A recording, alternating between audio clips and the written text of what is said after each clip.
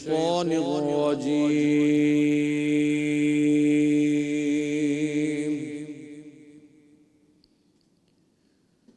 بسم الله الرحمن الرحيم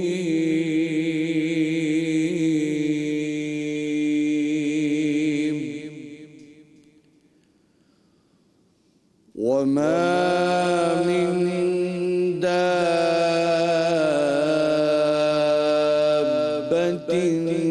في الأرض إلا على الله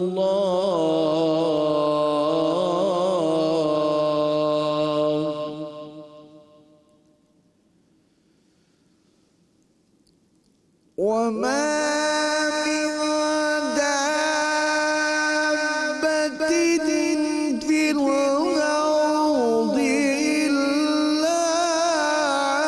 الله رزقها ويعلم مستقرها ومستودعها كل في كتاب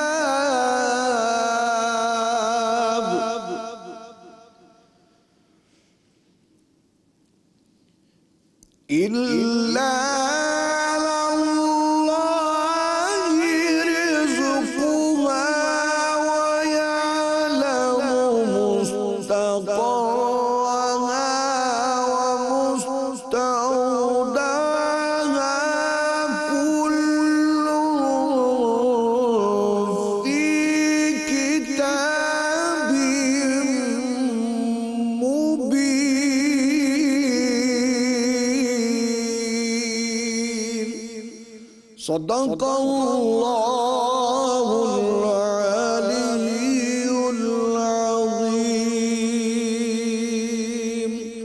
وصدق رسوله النبي الكريم الأمين जज़ाकल्लाह। शुरू अल्लाह के नाम से जो नहायती मेहरबान और रहम करने वाला है। और ज़मीन पर कोई चलने वाला ऐसा नहीं जिसकी रोज़ी अल्लाह के ज़िम्मे ना हो, और वो जानता है जहाँ कोई ठहरता है और जहाँ वो सौंपा जाता है। सब कुछ एक खुली हुई किताब में मौजूद है। अस्सलाम वालेकुम। रमज़ान के समय में आपको कहती हूँ खुशामदीद। मैं हूँ आपकी होस्ट मदीहा नकवी।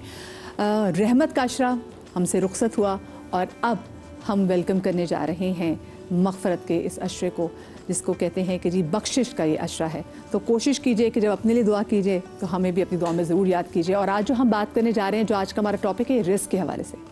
जब मैं वर्ड रिस्क लेती हूँ तो आप तमाम तर लोगों को लगता है कि रिस्क वो है जो कि करेंसी की सूरत में है। ये रिस्क वो जो है हमारी सैलरी के अकाउंट में आती है, शायद इसको रिस्क कहते हैं। बल्कि रिस्क का सिर्फ ये मानी नहीं है। रिस्क के मानी अच्छी औलाद के भी हैं, रिस्क के मानी माँ बाप के भी हैं अगर वो आपके हयात हों। रिस्क के मानी अल्लाह पाक की हर नेमत जो है वो रिस्क में इसका शुमार होता है। आज इसी हवाले से हम बात करेंगे और मदीन हमारे साथ मौजूद हैं। आज हमारे साथ अल्लामा तकी मेहदी साहब भी मौजूद हैं। आज हमारे साथ मुफ्ती सैयद नूरमानी भाई साहब मौजूद हैं। हमारे साथ आज महमूना मुर्तज़ा मलिक साहबा भी मौजूद हैं और हमारी बहुत ही प्यारी बहन जवेरिया सलीम भी हमारे साथ मौजूद है। आप तमाम तो लोगों को मैं ट्रांसमिशन में खुश आमदीद कहती हूँ। मैं सबसे पहले तकी भाई सवाल ये पूछना चाहती हूँ, जैसे मैंने कहा भी कि लोगों को लग रहा होता है कि जब हम रिस्क की बात करें तो शायद हम करेंसी की बात करें ना, वो जो हमारी सैलरी अकाउंट में आ जाती है वही शायद रिस्क है। रिस्क की अगर असल डेफिनेशन देखी जाए तो वो क्या है? बिस्मिल्लाहिर्रहमानिर्रहीम। रिस्क उसे कहते हैं कि जो खुदा की अता हो और उसका इंसान मुस्तहिक ना हो, लेकिन फिर भी परवरदिगार उसे अता करे और नवाजे। इस तरीके से बहुत सारी दुआओं के अंदर आया है जिसका आगाज़ इस तरह से होता है, बिस्मिल्लाहिर्रहमानिर्रहीम। अल्लाहुम्मा रज़ुक़ना ईमानन सादिक़ा व लिसानन ज़ाकिरा व क़ल्बन ख़ाशिअ व बदनन साबिरा व इल्मन नाफ़िअ व रिज़्क़न वासिअ व अमलन मुतक़ब्बला व तौबतन नसूहा, कि परवरदिगार हमारे रिस्क को अता फरमा।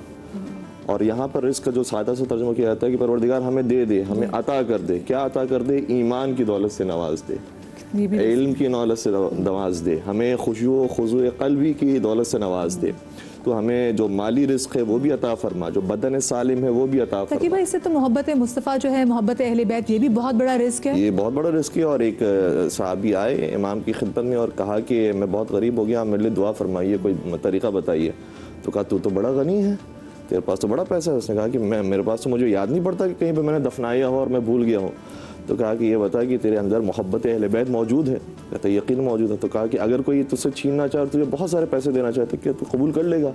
कहता मैं तो ये कबूल नहीं करूंगा। तो कहा इसका मतलब ये कि तू उससे ज़्यादा गनी है, अल्लाह कि जिसके पास इतने पैसे वो भी तुझे नहीं खरीद पा रहा। तो ये भी मोहब्बत अहले बैत या मोहब्बत परवरदिगार और रसूल और आले रसूल, ये भी एक बहुत बड़ा रिस्क है। और जो मोहम्मद व आले मोहम्मद अलैहिस्सलाम ने सिखाया है वो ये है कि अपना दुनियावी रिस्क देकर खुदा से उखरवी रिस्क ले लो। क्या कहने, जो सूरह दहर के अंदर आयतें हैं वो क्या है? वो युतइमून तआम अला हुब्बिही मिस्कीना व यतीमा व असीरा, कि वो अल्लाह की मोहब्बत में यतीम मिस्कीन और असीर को खाना खिलाते हैं। तो क्या मतलब है? अपना जो मादी रिस्क है वो दे देते हैं और अपना जो उखरवी और हमेशा का रिस्क है वो ले लेते हैं, खुदा की रजा खरीद लेते हैं। ऐसे ही है। तो ये हमें मालूम होना चाहिए। हम कभी कभार बहुत ज़्यादा नाशुक्री करने लग जाते हैं कि फ़लाँ के पास इतनी गाड़ियाँ हैं, इतने मकानात, इतने नौकर चाकर हैं। हो सकता है कि उसकी तबीयत नासाज रहती हो, वो बीमार रहता हो, खुदा ने तुम्हें बदन सालिम दिया है। हो सकता है कि उसकी बीवी परेशान करती हो, खुदा ने तुम्हें नेक बीवी दी है। हो सकता है कि उसको औलाद ना हो रही हो, खुदा ने तुम्हें औलाद दी है और सही और सालिम औलाद दी है। कितनी चीज़ें ऐसी हैं जो हमें नहीं पता होती है, लेकिन हम दूसरों की बस ताक के अंदर होते हैं कि उसको ये मिला है, उसको ये मिला है, उसको ये मिला है, तो मुझे भी वही मिलना चाहिए। परवरदिगार जो हमारे लिए बेहतर होता है वो अता करता है। और ये भी एक वाक़े के अंदर मिलता है कि हुज़ूर सर्वर कायनात हज़रत मोहम्मद मुस्तफ़ा सल्लल्लाहु अलैहि वसल्लम के एक सहाबी थे, सालेबा अंसारी उनका नाम है, और मुख्तलिफ और रिवायत के अंदर कोई और साहबी का नाम मिलता है, और वाक़यात भी कहीं कहीं थोड़े थोड़े से बारीक से फ़र्क के साथ भी है। वो आते थे बार बार हुज़ूर सल्लल्लाहु अलैहि वसल्लम की खिदमत में, कहते थे या रसूलल्लाह मैं बहुत गरीब, बहुत नादार हूँ, आप मेरे लिए कोई दुआ कीजिए ताकि ये परवरदिगार मुझे ये रिस्क माली अता फरमाए। हुज़ूर कहते थे कि इंशाअल्लाह खुदा तुम्हारे माल में बरकत देगा, तुम्हारी ज़िंदगी को बेहतर फरमाएगा। लेकिन वो बार बार आया करता था और कहता था कि मेरे हालात बेहतर नहीं हो रहे, आप मेरे लिए कोई अच्छी सी दुआ फरमाएं और मेरे हालात बेहतर हो जाएं। तो जब हुजूर ने देख लिया कि इसको जो अपनी अभी हालत है ये उस पर राज़ी नहीं है और बहुत ज़्यादा इसरार कर रहा है, तो हुजूर सर्वर कायनात ने बाज़ रवायतों के मुताबिक दुआ फरमाई और बाज़ के मुताबिक अपने सिर्फ 2 दिरहम दे दिए और कहा कि इससे तुम तिजारत शुरू करो। 2 दिरहम से उसने बकरियां ली, यानी एक बकरी ली, एक बकरी से फिर दूसरी बकरी हुई, उसके अंदर गलों में इजाफा हुआ, रेवड़ बढ़ना शुरू हुआ, उससे फिर उसने और तिजारत की है। उसके एक अच्छा खासा कारोबार चमक पड़ा और इतना चमक गया उसका कारोबार कि वो मदीना से बाहर अपनी जायदाद ले जाने पर मजबूर हो गया और मदीना से बाहर उसने सुकून अख्तियार कर ली। जब तक उसकी ये हालत नहीं हुई थी उससे पहले तक वो हर नमाज हुजूर सल्लल्लाहु अलैहि वसल्लम के पीछे पड़ा करता था, और जब इतना उसको माल मिल गया तो वो मदीना से बाहर चला गया, जुमे में आया करता था एक नमाज पढ़ने के लिए, और फिर उसकी भी तौफीक ख़त्म हो गई और फिर वो जुमा भी नहीं आया करता। असल रिस्क तो वही था। और फिर हुजूर सल्लल्लाहु अलैहि वसल्लम ने जब उसकी माली हालत को ऐसे देखा तो कहा कि ज़कात का हुक्म आ गया है, लिहाजा उससे भी ज़कात वसूल की जाए। तो जब वो ज़कात लेने के लिए आमिली ने ज़कात को भेजा किया तो उसने कहा कि ये तो मेरा माल है। जो आए हुए थे अफराद उनको कहा कि ये तो मेरा माल है, मैं अपने माल से क्यों किसी को खिलाऊं, और ज़कात देने से भी हत्ता इनकार किया। और बाज़ ने कहा है कि हत्ता हुज़ूर सल्लल्लाहु अलैहि वसल्लम की रहलत फरमाने के बाद भी जो खुलफा का ज़माना आया उसमें भी उससे ज़कात तलब की गई, तब भी उससे इनकार किया। अल्लाह अकबर। तो ऐसे मामला भी होते हैं कि अभी जिस ज़िंदगी में अभी हम मौजूद हैं नहीं मालूम है कि कितनी तौफीक़ात और कितने खैरात हमारे पास मौजूद हैं, उसी के ऊपर कनात करते हुए और उसी के अंदर बेहतरी लाने की कोशिश करें कि जब दीन खुदा के रास्ते पर भी चलने वाले हों और माली एतबार से भी कोशिश करें कि अपने घर वालों को अच्छा खिलाने वाले हों, अपने आप के ऊपर अच्छा सर्व करने वाले हों। ये भी कुरान करीम की आयत है कि कुलू वशरबू वला तुसरिफू, खाओ पियो लेकिन इसराफ ना करो। तो अगर हम कोई भी चीज़ तलब करते हैं तो हमें अपने हक की वजह से नहीं मिलती है, और अगर हमें कोई चीज़ मिलती है तो यकीन उसके साथ कोई जिम्मेदारी भी होती है। बेशक। और ये जो आपने स्टाफ के वाले से बात की, अब तो सोशल मीडिया का दौर है और आजकल के दौर में हम जब स्पेशली जुम्मे जब शो भी कर रहे होते हैं जो सबसे ज़्यादा लोग हमें दुआ के लिए कहते हैं, वजीफ़े के लिए बोलते हैं, वो ये बोलते हैं कि हमारे रिस्क में बरकत नहीं है, तो बताएं कि रिस्क के जो दरवाजे हैं वो कैसे खोले जाएँ। तो ऐसी बहुत सारी हमारी अपनी चीज़ें हैं जिसकी वजह से हमारे रिस्क के दरवाजे बंद हो जाते हैं। मैं नूर भाई आपसे इस हवाले से सवाल करूँगी, लेकिन मुझे अभी एक छोटी सी ब्रेक लेनी है और ब्रेक के बाद हमारे एक और बड़े अहम गेस्ट हमारे साथ मौजूद होंगे, कहीं मत जाइएगा।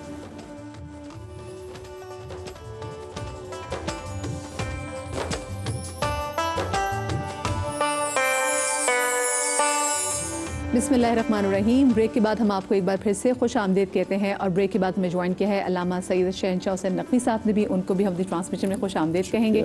और जैसे कि ये जो हमारा रमज़ान मुबारक का दूसरा अशरा है जो कि मग़फ़रत का अशरा है, जो कि बख्शिश का अशरा है, इस हवाले से बात भी करनी और रिस्क के हवाले से भी आज अपने शो में बात कर रहे हैं। अल्लामा साहब एक तो खुश आमदीद भी कहते हैं और आपसे सवाल भी मैं करना चाहूँगी क्योंकि हम दूसरे अशरे में जैसे एंटर हुए हैं, रहमत से निकल के अब बख्शिश की तरफ, मग़फ़रत की तरफ आ गए। ऐसे कौन से हमारे अमाल है जिनसे पता चलता है कि हम सच में अपनी मग़फ़रत और बख्शिश को लेकर कंसर्न हो गए? बिस्मिल्लाहिर्रहमानिर्रहीम। मग़फ़रत अल्लाह को अच्छा लगता है कि कोई मुझे रहमान और रहीम के नाम से पुकारे, रब की सिफ़त से पुकारे। क़ुल या इबादी अल्लज़ीना असरफ़ू अला अनफ़ुसिहिम ला तक़नतू मिन रहमतिल्लाह। ये जो अल्लाह ने मग़फ़रत के लिए एक ख़ास आम ऐलान किया है और उन लोगों के लिए कि जो गुनाहगार हैं, नेकूकारों के लिए, शब जिंदादारों के लिए, क़ारियान क़ुरान के लिए तो बहुत कुछ है। लेकिन असल उन लोगों को अल्लाह सहारा देना चाहता है जो गुनाह कर लें, जो गलती कर लें और अब वो एक बंद गली में खड़े हैं। वो उनके पास दो ही रास्ते हैं, या अपने आप को काफिर कर लें, मुशरिक कर लें, या पलट कर अल्लाह की तरफ आ जाएं।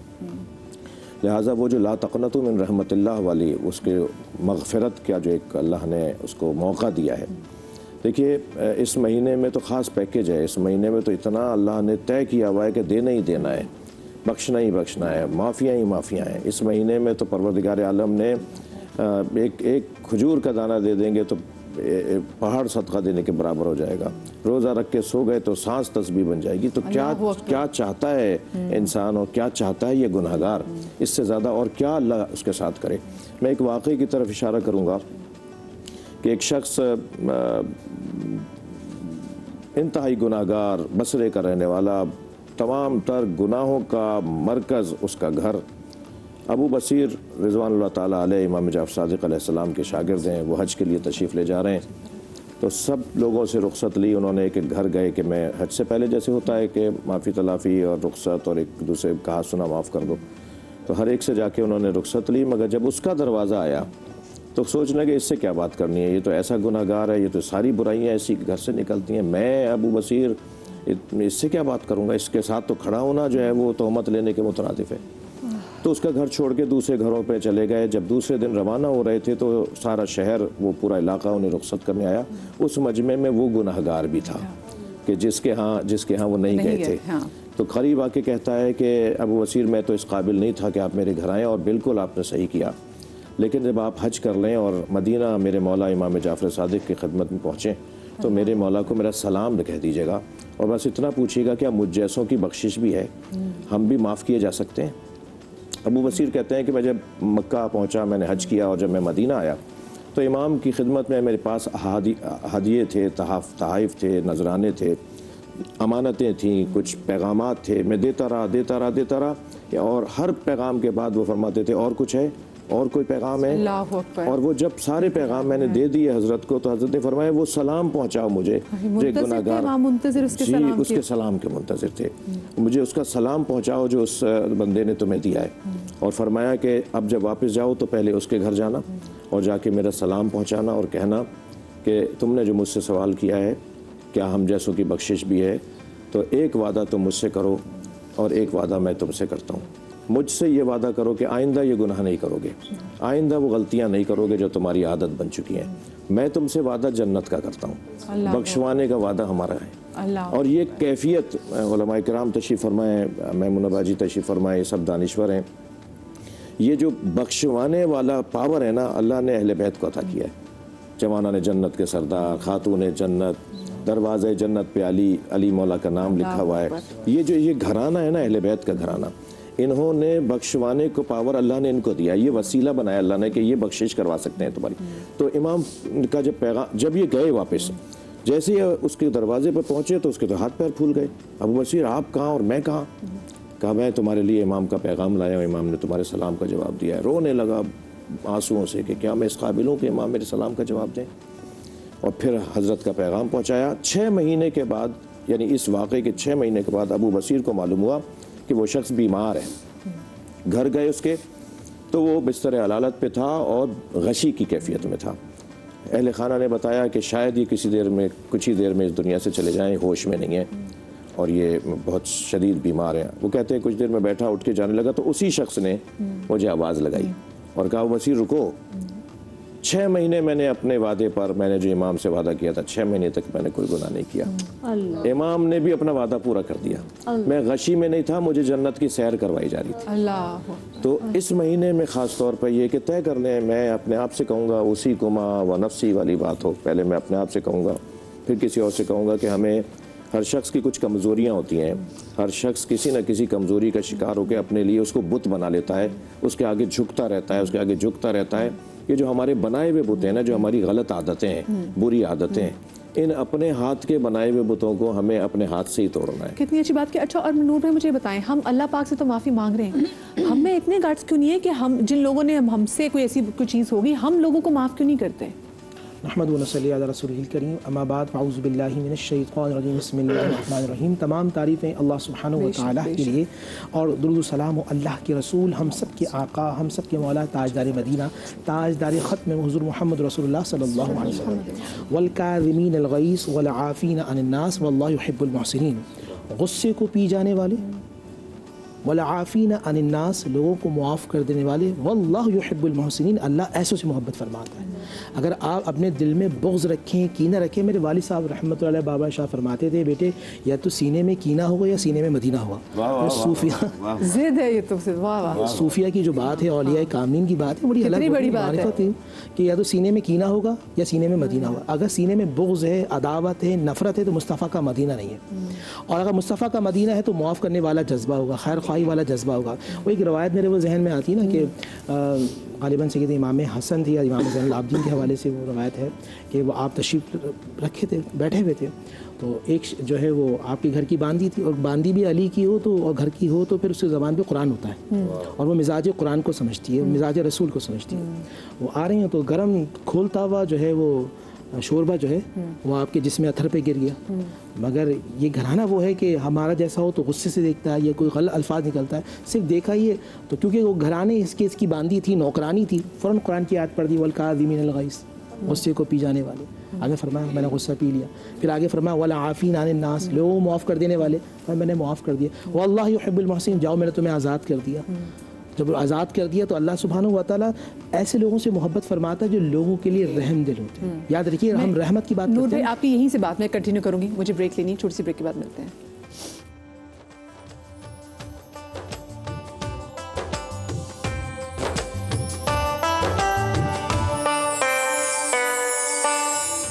जी बिस्मिल्लाहिर्रहमानिर्रहीम। ब्रेक के बाद हम आपको एक बार फिर से खुश आमदीद कहते हैं, और आज हमारा बहुत ही प्यारा उम्मा का पैनल भी यहाँ पर मौजूद है, और आज हम बात भी करें रिस्क के हवाले से।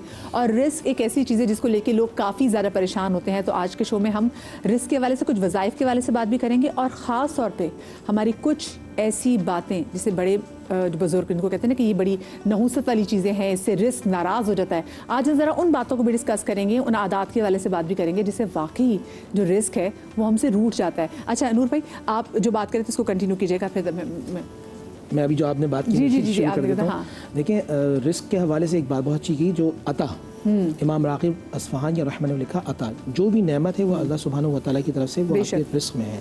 वो माल की सूरत में हो, औलाद की सूरत में, रिश्तेदारी की सूरत में, अच्छे दोस्त की सूरत में हो, अच्छे अक़ीदे की सूरत में, और मानवी सूरत में ये होगा कि इल्म नाफ़े की सूरत में हो, और अब खैर ख्वाही का जज्बा आपके अंदर हो, अल्लाह सुब्हानहु व तआला की इबादत का हो, मोहब्बत का ज़रूर, आले नबी इस्लाम की मोहब्बत हो, उनकी आल की, उनके असहाब की मोहब्बत हो, ये सब मानवी उसके अंदर आ गई। अच्छा, ये कमी के मामलात भी होते हैं, बढ़ते भी हैं। कमी उस सूरत में होती है कि जब आपके अंदर कोताही के मामला बहुत ज़्यादा हो। अब रिस्क के जो ज़ाहरी मामला औलाद के हवाले से, अब इसमें भी दो चीज़ें हो गई। कभी कभी ऐसा होता है रिस्क ज़ाहिरन तो बहुत ज़्यादा होता है, मगर उसकी बरकत कम होती जा रही होती है। कभी कभी ऐसा होता है कि हमने सुना है, अब क्योंकि औलिया की औलाद में से अब्बा जान के पास अक्सर लोग आते थे कि हज़रत हम मट्टी को हाथ लगाते थे वो सोना हो जाती थी, आज सोने को हाथ लगा रहे हैं वो मट्टी होती जा रही है। उसके कई असबाब होते हैं। एक तो ये मामला होता है कि आप अल्लाह के दीन से दूर होते जा रहे हैं। जब आप अल्लाह के दीन से दूर होते जा रहे हैं तो अल्लाह ताला आपको माशियत आपको तंग कर देता है, आपकी इकनॉमी जो है वो ख़त्म होना शुरू हो जाती है। तीसरा कि आप लोगों के बारे में गलत सोच रहे होते हैं। यहाँ कुरान के अंदर अल्लाह फरमाते हैं वफ़िस समाई रिज़्क़ुकुम, रिस्क का बैंक अकाउंट आसमानों में। अच्छा, अल्लाह ने लिखा 1000 रुपये आज ज़मीन पे उतरेंगे। अब मैं मिसाल दूंगा, मैंने बैलेंस डलवाया सही है, 1000 रुपये का 1000 MB मुफ्त आ गए, 1000 व्हाट्सएप मिनट मुफ्त आ गए, 1000 जो है वो कॉलिंग मुफ्त आ गए, ठीक है। अब इसी तरह आपका जज्बा अच्छा था, खैर ख्वाही का जज्बा था, तो अल्लाह ने बरकत रख दी, 1000 रहमतें लिख दी, बीमारी से शिफा लिख दी। आपकी सोच गलत थी, वहदाइना नजदैन, बुराई की तरफ चले जाते रहे तो बीमारियाँ आ गई, परेशानियाँ आ गई, तकलीफ आ गई, आजमाइश आ गई। रिस्क का वादा तो अल्लाह ने किया है, आपका जज्बा कैसा है? अगर आप नेगेटिव हैं तो हर चीज़ नेगेटिविटी में जाएगी, आप पॉजिटिव हैं तो पॉजिटिव में जाएगी, और रिस्क में अगर आप पॉजिटिव हैं तो ये इल्म नाफी की बरकत है या अल्लाह वालों की नज़र और अल्लाह वालों की मोहब्बत की वजह से। क्या प्यारी आपने बात की। फिर अल्लाह वाले जो हैं ये वसीला भी बनते, जब अपने रिस्क के वाले से दुआ करनी हो। महमूद आपा, हम आजकल के दौर में ऐसी जिससे भी सुने वो कहते हैं नहीं जी बरकत ही नहीं है, महंगाई बहुत है, लोग कर सब कुछ रहे हैं, हम देख रहे होते हैं हर जगह रश भी है, लेकिन हम ऐसी क्या आदत हमारी है जिसकी वजह से हमारे रिस्क में से बरकत उठ गई है? बिस्मिल्लाहिर्रहमानिर्रहीम। आप सल्लल्लाहु अलैहि वसल्लम ने अपने एक सहाबी से जो ज़रा जलाली मिजाज के थे, उन्हें बुला कर नसीहत फरमाई कि देखो तुम अपने कमज़ोरों की वजह से रिस्क दिए जाते हो, तुम ये ना समझो कि ये तुम्हारे नसीब का रिस्क है। जो तुम्हारे दस्तरखान पे बुज़ुर्ग हैं और जो बच्चे हैं, जो बेबस हैं, जो कमज़ोर हैं, ज़ईफ़ हैं, अल्लाह ताला तुम्हें उनका रिस्क दे रहा है। हज़रत मूसा अलैहिस्सलाम एक मरतबे गुज़र रहे थे तो उन्हें किसी ने पकड़ के कहा, आप अल्लाह के कलीम हैं, अल कलीमुल्लाह हैं, आप जा रहे हैं, अल्लाह के रसूल हैं, मेरे लिए दुआ कीजिएगा, मैं फाकों से तंग आ गया, तो आप जाके अल्लाह से ये कह दें मेरा जितना रिस्क है एक साथी दे दे। तो अल्लाह ताला ने उनकी दुआ कबूल करते हुए सैयदना मूसा भी वहीं थे, फरिश्ते ऊँटों पे लाद के अनाज ले चले और उन्हें ले जाके दे दिया। कुछ अरसे के बाद, साल डेढ़ साल के बाद सैयदना मूसा का दोबारा गुज़र हुआ तो एक दस्तरखान लगा है, बड़ी आला पोशाक पहने हुए, कोई सबको तकसीम कर रहा है और उनको भी रोक के कहते हैं कि आप तशरीफ़ रखिए, खाना खाइए। तो सैयदना मूसा उन्हें देखते हैं कि तो बादशाही सारा दस्तरखान और महल और घर बार लग रहा है, तो गौर से उसे देखते हैं तो कहते हैं आपने मुझे पहचाना नहीं या रसूल अल्लाह, मैं वही फ़कीर हूँ। तो कहने लगे खाना तो मैं बाद में खाऊंगा, पहले मैं अल्लाह के पास जा रहा हूँ, मैंने तुम्हारी ये हालत तो नहीं देखी थी, नहीं सोची थी। तो जाके अल्लाह ताला से कहते हैं कि यार अब वो जो अनाज भेजा था वो तो कुछ दिनों का था और ये 1.5 साल के बाद ये बादशाह बन गए, ये क्या है? तो उन्होंने कहा जब इनके पास अनाज पहुंचा ना तो इन्होंने अपने इलाके के सारे फ़कीर इकट्ठे किए और कहा कि मैं भी इतना अरसा भूखा पेट रहा तो मुझे पता है कि इसकी तकलीफ़ और इसका दुख कैसा होता है, तो आप सब मेरे साथ मिलकर खाओ। वो रिस्क बांटने से बढ़ता है, तो रिस्क उसने बांट लिया तो उसने तो मेरे साथ तिजारत कर ली, तो क्या जो मेरे साथ तिजारत करेगा वो घाटे में रहेगा? तो ये जो रिस्क की कमी है इसका सबसे पहला सबब ये है कि हम इसे अपना रिस्क समझ के उस पर सांप बन के बैठ जाते हैं, हम उसे अल्लाह की अमानत समझ के अल्लाह के महरूम बंदों के साथ बांटते नहीं हैं। और जब हम ये करते हैं तो फिर वो कुरान में खुद ही कहता है कि वो फिर एक दाना है, उस दाने में फिर 7 बाली हैं और हर बाली पे 100-100 दाने हैं, तो 700 दाने तो एक दाने के बदले में इस दुनिया में ही वो दे रहा है, और जो अपने पास रखेगा वो क्या है? आप सल्लल्लाहु अलैहि वसल्लम फरमाते हैं कि जब आप साइल के या किसी मांगने वाले के हाथ में देते हैं तो उसके हाथ में जाने से पहले वो अल्लाह के हाथ में जाता है, अल्लाह उसे अपने हाथों पे थामता है। आप मतलब इस तसव्वुर का क्या करेंगे कि आप अल्लाह की खुशनुदी के लिए, जैसे भाई तकी भाई ने शुरू में आयत पढ़ी थी कि हम अल्लाह की रज़ा के लिए खिला रहे हैं, आप अल्लाह की खुशनुदी के लिए किसी को एक लुकमा खिलाते हैं, अल्लाह उसे अपने हाथों पे थाम लेता है। तो महमूना पा, अगर आप किसी के लिए कुछ अच्छा करें तो उसके बाद आप उसको सुना भी देते हैं, वो भी कुरान ने कहा है कि उससे बेहतर है कि ना दो, तुम आसरा ही दे दो, जबान से सहारा दे दो, ना दो, लेकिन बिल्कुल कौल मारूफ सदका। और बात यह है कि अल्लाह ताला के रसूल अलैहिस्सलातु वस्सलाम ने फरमाया है जिसको अपनी उम्र में और रिस्क में बढ़ावा बरकत चाहिए वो उसे चाहिए कि वालिदैन की फरमाबरदारी करे, उसने सलूक करे और रिश्तेदारों के साथ सिला रहमी करे। अब ये रिस्क की कमी, इन सारी बातों को आप गौर कीजिए ना, आज हम कदा ताल्लुक करने में देर करते हैं, सिला रहमी हमसे नहीं होती, जनाजे छोड़ देते हैं, वालिदैन की नाफरमानियाँ होती हैं, हमसायगी में जनाजे हो रहे हैं, पता नहीं है, ताज़ियत का पता नहीं, तीमारदारी का पता नहीं, और आले रसूल अलैहिस्सलातु वस्सलाम, असहाब रसूल अलैहिस्सलातु वस्सलाम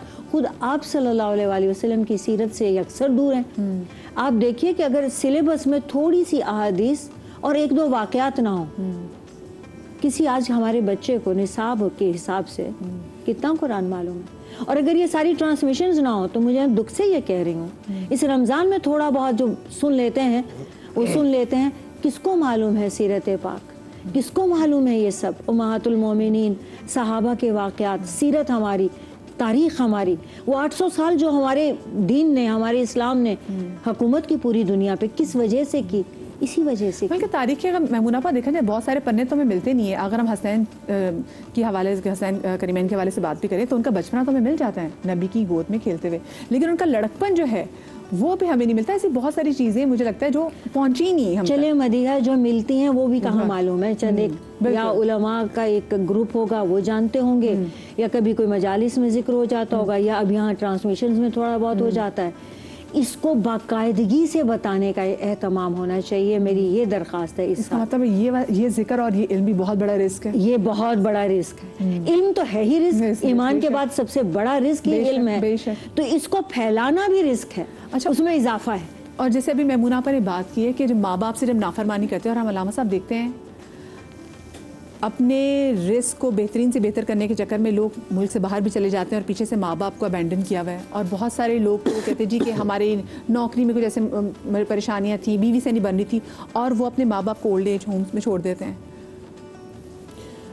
रिस्क यकीनन वालिदैन जो वाजिबात हैं उनकी अदायगी से तो रिस्क वैसे ही उसमें बरकत होती है। मैं एक आय करीमा से इस्तिफादा करूँगा कि हमें रिज़्क़ के बारे में जब बात करें, सोचें तो एक कुरान का हुक्म और एक मौला अली का फरमान इतना आपस में हम आहंग है, और हमेशा ऐसे ही हम आहंग अक़वाल और आयात हैं कि अल्लाह इरशाद फरमाता है मा मिन दाब्बतिन फिल अर्ज़ इल्ला अल्लाह रिज़्क़ुहा। ज़मीन पर कोई रेंगने वाला, चलने वाला वजूद ही नहीं है मगर उसके रिज़्क़ की ज़िम्मेदारी मैंने ली है। बिल्कुल। मौला अली अलैहिस्सलाम फरमाते हैं कि रिज़्क़ दो तरह के होते हैं, कुछ वो होते हैं जिनके पीछे तुम जाते हो और कुछ होते हैं जो तुम्हारे पीछे आते हैं।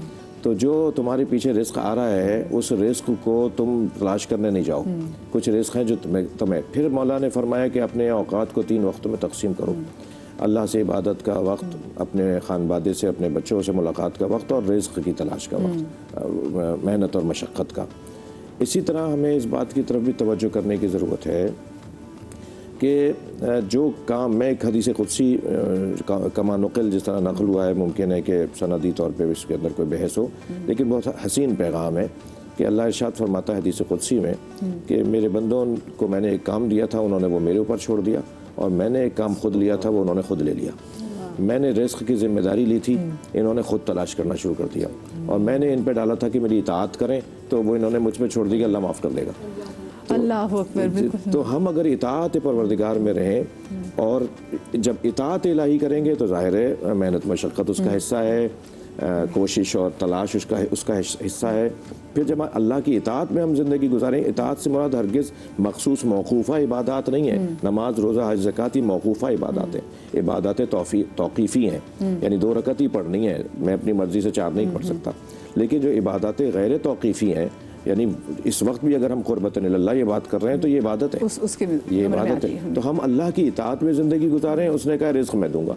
तो ये 2 काम अगर बंदे समझ लें कि जिसका जो काम है वो करेगा तो यकीनन कामयाबी रहेगी। बिल्कुल। और जैसे इमाम मुत्तक़ियान का कॉल भी है ना कि कभी अपने रिस्क के लिए अपना दीन कभी ख़राब ना करो, क्योंकि तुम्हारा रिस्क में बिल्कुल वैसे तलाश करता है जैसे मौत। सो वो एक चीज़ अल्लाह पाक ने लिखी हुई आसमानों में कि आपको कितना मिलेगा। मुझे बताएं ताकि भाई कि हम अपने घरों में ऐसी कौन सी चीज़ें करें, ऐसे कौन से अमाल करें जिससे अल्लाह पाक की रिस्क की फरावानी होगी।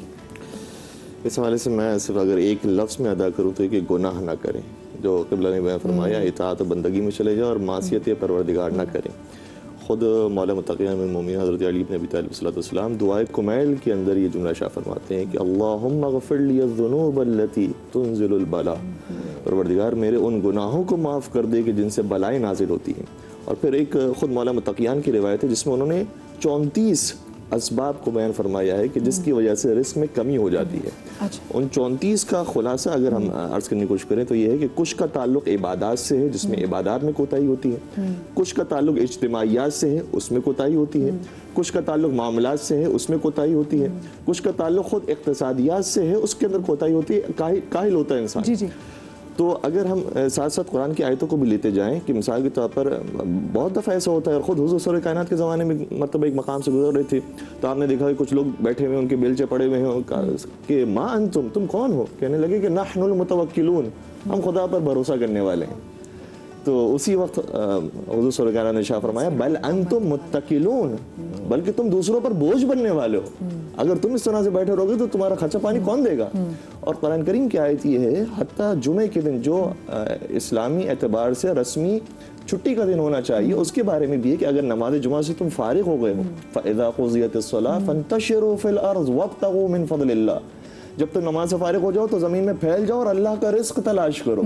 यानी उस दिन भी तुम्हारी छुट्टी नहीं होनी चाहिए, उस दिन भी तुम्हें काम करना है। तो एक बात तो यह है कि हमारा नौजवान अपना वक्त ज़ाया ना करें, भरपूर तरीके से बाहर निकलें, मेहनत मुशक्क़त करें। और रिवायत का जुमला यह है कि इबादत के 70 हिस्से हैं, अफजल तरीन हिस्सा उसके अंदर इसके हलाल कमाना है। दूसरी बात यह है कि 2 नंबर ही ना करें, क्योंकि मैं जिस माहौल के अंदर, जिस माहौल का मतलब यह है कि हम पूरा मुल्क जिस माहौल से गुजर रहा है और पूरे यानी आलमी सतह पर भी अगर देखें तो खयानत ना करें। जिसका रसूल सादिक और अमीन हो उसका मानने वाला कभी भी खयानत नहीं कर सकता। और कुरान करीम की आयत यह है कि बिस्मिल्लाहिर्रहमानिर्रहीम वैलुल लिल मुतफ्फिफीन अल्लज़ीना इज़ा इक्तालू अलन नासी यस्तौफून व इज़ा कालूहुम औ वज़नूहुम युखसिरून, कि अफसोस है और वैल है उन अफराद के ऊपर कि जो नाप तोल के अंदर कमी करते हैं। जब वो खुद खरीदने के लिए जाते हैं तो पूरा पूरा लेकर आते हैं, लेकिन उनसे जब कोई खरीदने के लिए आता है तो उसमें डंडी मारते हैं। तो ये तो कि भाई हम तो रमजान मुबारक में देखते हैं अल्लाह पाक ने शैतान को तो कैद कर दिया, अब इंसान खुले फिर रहे हैं। आप बाजारों में चले जाए कोई चीज़ लेने के लिए, कोई जो गरीब बंदा वो तो अच्छे इफ्तार भी नहीं कर सकता। बेशक ऐसे महसूस होता है। और फिर इसे पता चलता है कि हम सारा साल जो शैतान को ब्लेम करते रहते हैं वो शैतान इतना कसूरवार नहीं है जितना हमारा नफ्स खुद कसूरवार है। तो एक बात तो ये कि अब तवक्को ज़ाया ना करें, खयानत से काम ना करें।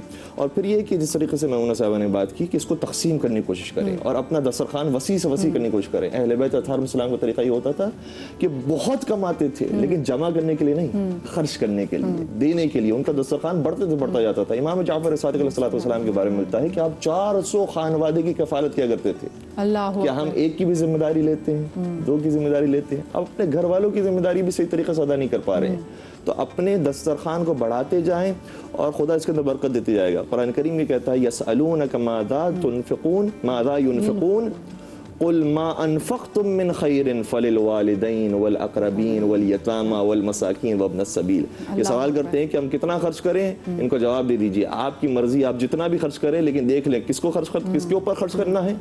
अपने वालिदैन की जिम्मेदारी आपको उठानी चाहिए, फिर अपने रिश्तेदारों की जिम्मेदारी आपको उठानी चाहिए, फिर यतीमों की, मिस्कीनों की, मुसाफिरों की जिम्मेदारी आपको उठानी चाहिए। तो अपना दस्तरखान आप वसी करते जाएंगे, परवरदिगार आपके रिज़्क़ को वसी करते। क्या प्यारी बात की। आप लोग हमें कॉल भी कर सकते हैं और हैशटैग आस्क मदीहा नकी पे जो अपने सवालात हैं वो दे सकते हैं ताकि फिर हम उनमें से वो सवाल कर सकें। मुझे नूर भाई एक बात बताएं, अगर किसी बंदे की एकदम से नौकरी चली जाए तो अक्सर लोग कहते हैं कि भाई अगर कोई एकदम से बेरोज़गार हो जाए कि देखा ये इसके किए कराए, इसके आगे आए हैं, और हम या तो ये कह देते हैं किसी ने पे जादू टोना कराए। हम ये बात क्यों नहीं सोचते कि ये भी तो अल्लाह की तरफ से हमारे लिए कोई इम्तिहान हो सकता है। हम इस पहलू को क्यों नहीं सोचते? लेकिन रिस्क की जो अल्लाह सुब्हानहू व तआला की हिकमत अमली है, रिस्क की कमी और ज़्यादती से आप किसी के लिए नेक और बुरा होने का कॉन्सेप्ट तस्वुर नहीं ला सकते कि इस पर रिस्क बहुत ज़्यादा है तो ये बहुत नेक है और कम है तो ये बहुत गुनाहगार है। पहली बात तो ये। देखिए, आजमाइश और इम्तहान कभी कभी हमारे लिए आजमाइश होती है, कभी कभी हमारे शामाते आमाल होते हैं। हम जिसे कहते हैं कि अल्लाह सुब्हानहू व तआला की तरफ से अज़ाब की गिरफ्त होती है। उसमें मौला अली का वही बड़ा मशहूर कौल जो है कि तुम अल्लाह सुब्हानहू व तआला के करीब होते जा रहे हो तो ये तुम्हारे लिए इम्तहान है, तुम अल्लाह से दूर होते जा रहे हो तो ये तुम्हारे लिए एक अज़ाब है। अगर अब रिस्क मामला ये कि आप मुतमईन होना, इत्मीनान वाली कैफियत, और जब इत्मीनान वाली कैफियत किसी को नसीब हो जाती है तो ये सबसे बड़ा अल्लाह सुब्हानहू व तआला का फजल और कमाल होता है। इससे तो ज़्यादा अमीर आदमी कोई नहीं है जो। अच्छा, अब मैं यहाँ कुछ नुस्खे बता दूँ। ये हदीस रसूल सल्लल्लाहु अलैहि वसल्लम है, अल्लाह के नबी सल्लल्लाहु अलैहि वसल्लम के पास एक शख्स आया। अब इसमें 2 रवायत बयान करूँगा। एक तो वो है कि रसूलल्लाह ये मेरा भाई है, मैं इसको कमा के खिलाता हूँ, और या रसूलल्लाह मैं बड़ी मेहनत कर रहा होता हूँ मगर ये कुछ भी नहीं करता। अल्लाह के हबीब ने फरमाया कि तुम जो कमा रहे होते हैं तुम अल्लाह तुम्हें इसके नसीब से दे रहा होता। हम कम ये समझते हैं कि हमारे लिए बोझ है, बोझ नहीं होता, बल्कि अल्लाह सुब्हानहू व तआला उसका रिस्क वसीला हमारे रिस्क में बरकत अता फरमा रहा था। फिर एक सहाबी को हुजूर ने एक नुस्खा दिया। अल्लाह के नबी सल्लल्लाहु अलैहि वसल्लम फरमाया कि तुम जब अपने घर में दाखिल हुआ करो तो अस्सलामु अलैकुम कहा करो और फिर 3 मरतबा सूरह इखलास पढ़ा करो। अब ये बात हो रही थी, एक सहाबी ने पूछा या रसूलल्लाह अगर घर में कोई ना हो तो फरमाया रसूल को सलाम किया करो। तो रसूल को सलाम करके 3 मरतबा सूरह इखलास पढ़ोगे, अल्लाह सुब्हानहू व तआला बरकत देगा। चंद दिनों के बाद वो वापस आया और कहने लगा या रसूलल्लाह बरकत तो हो गई मगर मेरे इर्द गिर्द जो मेरे पड़ोसी हैं उन पे बहुत ज़्यादा हो रही है। तो अल्लाह के हबीब ने फरमाया जब बारिश बरसती है तो हर जगह बरसती है। तो कुछ चीज़ें ऐसी हैं। अच्छा, एक और सूरह वाक़िया है, ये खुद नबी अलैहिस्सलाम ने इरशाद फरमाया कि आप बाद नमाज मगरिब सूरह वाक़िया की तिलावत करें। आप अपने घर में सूरह बकरा की तिलावत करें। हदीस रसूल की जिस घर में सूरह बकरा पढ़ी जाए वो कभी वीरान नहीं होता। लेकिन सबसे बात ये कहूँगा, अपनी नियतों को निक रखें। वो कुआं सूख जाता है जहाँ से पानी निकाला जाए, और जिसमें पानी निकालते हैं वो खुद भी सैराब रहता है, दूसरों को सैराब करता रहता है। और देखिए, हमें तो मासूमी नहीं बताते कि सदका देने का मज़ा तो तब है जब आपके पास भी कुछ ना हो, सबसे मुश्किल हालात हो। कॉलर हमारे साथ मौजूद है, नादरा। अस्सलाम वालेकुम जी। अस्सलाम वालेकुम, कैसी हैं आप? बिल्कुल ठीक, अल्लाह का शुक्र। नादरा जी, क्या पूछना चाहेंगी?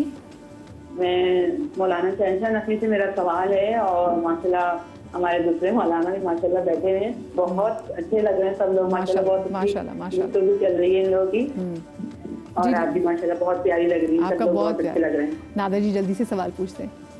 नादरा, मेरा सवाल ये है कि आजकल इतनी परेशानियां चल रही हैं घरों में, सब जगह रिस्क में कमी है, तो रिस्क के सिलसिले में कह रही कोई अच्छी सी दुआ मौलाना साहब बताएं मुझे।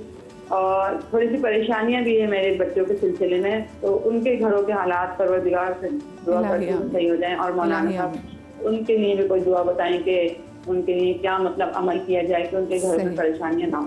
इलाहिया में, ठीक है जी, जरूर जल्दी से वैसे तो क्योंकि गुफ्तगू ही सारी जो हो रही है वो इनके फ़ायदे की है, उससे इस्तेफादा करें कि क्या कैसे क्या करना है, सारी ये सब बातें हो चुकी हैं। जवाब गोया इस सवाल का जा चुका है। मैं ममनून हूँ कि सवाल कर रहे हैं। मुझे एक बुज़ुर्ग ने इजाज़त दी थी, बिस्मिल्लाहिर्रहमानिर्रहीम कसरत से पढ़ने से रिज़्क़ में इजाफ़ा होगा। तो मैं इनको भी नसीहत करूँगा कि बिस्मिल्लाह की एक तस्बीह, दो तस्बीह, कसरत के लिए आया है कि 80 से ज़्यादा के लिए कसरत की तादाद शुमार की गई है। वो पूरा एक वाक़या है उसके पीछे कि कसीर किसे कहते हैं, तो कसीर के लिए वो 80 की तादाद को इमाम अली नक़ी अलैहिस्सलाम ने एक मुतवक्किल के साथ एक वाक़या गुजरा था। उसकी वालदा ने मन्नत मानी थी कि अगर ये ठीक हो गया तो मैं कसीर सदका दूंगी। तो अब जब सही हो गया तो सबसे पूछा, हर एक ने तादाद मुख्तलिफ बताई, तो उसने कहा ये क्या हुआ। तो हज़रत से जब पूछा गया तो हज़रत ने फरमाया 80 अदद की चीज़ दे दी जाए। तो उससे पूछा, भाई मैं जैसे पूछ रहा था कि 5 और 10 और 15 क्यों हो, तो अब मैं पूछूंगा 80 क्यों। तो हज़रत ने फरमाया कि क्योंकि कुरान मजीद में लक़द नसरकुमुल्लाह फ़ी मवातिन कसीरा, अल्लाह ने नबी मुकर्रम से फरमाया कि हमने तुम्हें कसीर मकामात पे नुसरत अता की है। तो 80 मकामात पे अल्लाह ने क्योंकि नबी को नुसरत अता की थी, तो ये कसीर का मतलब है 80 की तादाद। तो मैं इनसे कहूँगा कि मसलन कम से कम 80, ज़्यादा से ज़्यादा 100 200 जितनी तस्बीह पढ़ सकती हैं। बिस्मिल्लाहिर्रहमानिर्रहीम। क्या प्यारी बात है। अच्छा, ये तो बहुत आसान है। अच्छा मेमूना आपा, एक हमें उम्मे अरसल का जो सवाल है वो कह रही है कि जी उनकी शादी हुई हुई है डीजी खान में, और उनका जो मैका है वो रावलपिंडी में है। अब वो कहते हैं कि अब जब मैं अपने मैके जाती हूँ तो मुझे पता है कि क्या वहाँ पे मुझे कसर नमाज़ पढ़नी चाहिए, और कहती मुझे कभी कभी पता नहीं होता कि मैं 1 हफ्ता रहूँगी तो 10 दिन रहूँगी, कितने दिन रहूँगी, तो अब मुझे बताया कि मेरी नमाज कसर है। देखिए, यहाँ इस मामले में मैं तो कुरान पे चलती हूँ और वो कसर है। सफ़र में मेरे वालिद जो हैं वो मेरे घर में मेरे वालिद इस मामले में हनफी फ़िक़्ह पे वो मेरे घर में भी कसर नहीं करते थे, और जब मैं अपने वालिदैन के घर आती हूँ और मुसाफिर होती हूँ मैं कसर करती हूँ। उसकी वजह यह कि ये सहूलत अल्लाह ने सफ़र के साथ रखी है।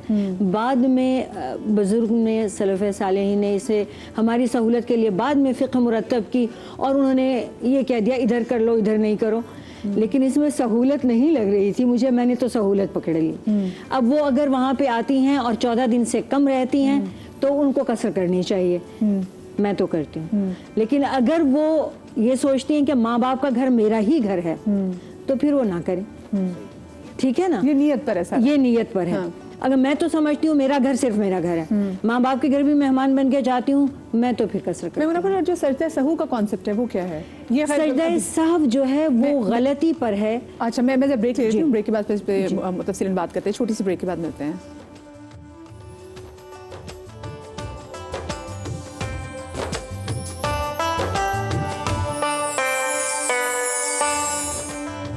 ब्रेक के बाद आपको एक बार फिर से खुश आमदीद कहते हैं। आस्क मदिहा नकवी का ये सेगमेंट है, जल्दी से इनको सवाल है जो पूछ लेती हूँ। अच्छा, हम सजदा सहव के बारे से बात करें जी। नमाज के दौरान ऐसी गलती हो जाए जो फ़राइज़ में है तो फिर आप सलाम फेरने से पहले अल्लाह अकबर कह के सजदा करते हैं। इसके 2-3 तरीके हैं। हनफी तरीका ये है कि आप तशहद पूरा करके एक तरफ सलाम फेर के अल्लाह अकबर कह के सजदे में जाते हैं, फिर दोनों तरफ सलाम फेरते हैं। और हनाबिला का तरीका ये है कि आप तशहद पूरा पढ़ के अल्लाह अकबर कह के सलाम सजदा करके सलाम फेरते हैं। सही, ठीक है। अच्छा साहब, और जो कसर के हवाले से सवाल पूछा गया था, फ़िक़्ह जाफ़रिया में, फ़िक़्ह जाफ़रिया में क़स्द अशरा होगा, यानी 10 दिन का क़याम होगा, या आपका वो वतन हो। एक इंसान के 2 वतन हो सकते हैं। नबी मुकर्रम के 2 वतन थे, मक्की भी थे, मदनी भी थे। तो आपके 2 वतन, एक शख्स क़स्द कर ले कि ये वालिदैन का घर भी या शहर भी मेरा शहर है, और जहाँ मैं अपने शौहर के साथ बस, खातून का अगर सवाल है तो एक शख्स 2 वतन अपने रख सकता है। मगर इसके अलावा, वतन के अलावा अगर कहीं जा रहा है और वो 10 दिन से कम, जैसे हमारे बिरादरान अहले सुन्नत के यहाँ 14 दिन है, 14 दिन, और फ़िक़्ह जाफ़रिया में 10 दिन है। तो क़स्द जो है वो अरबाता अशर या क़स्द अशरा उनके मुताबिक, और अशरा 10 दिन का इरादा करेगा।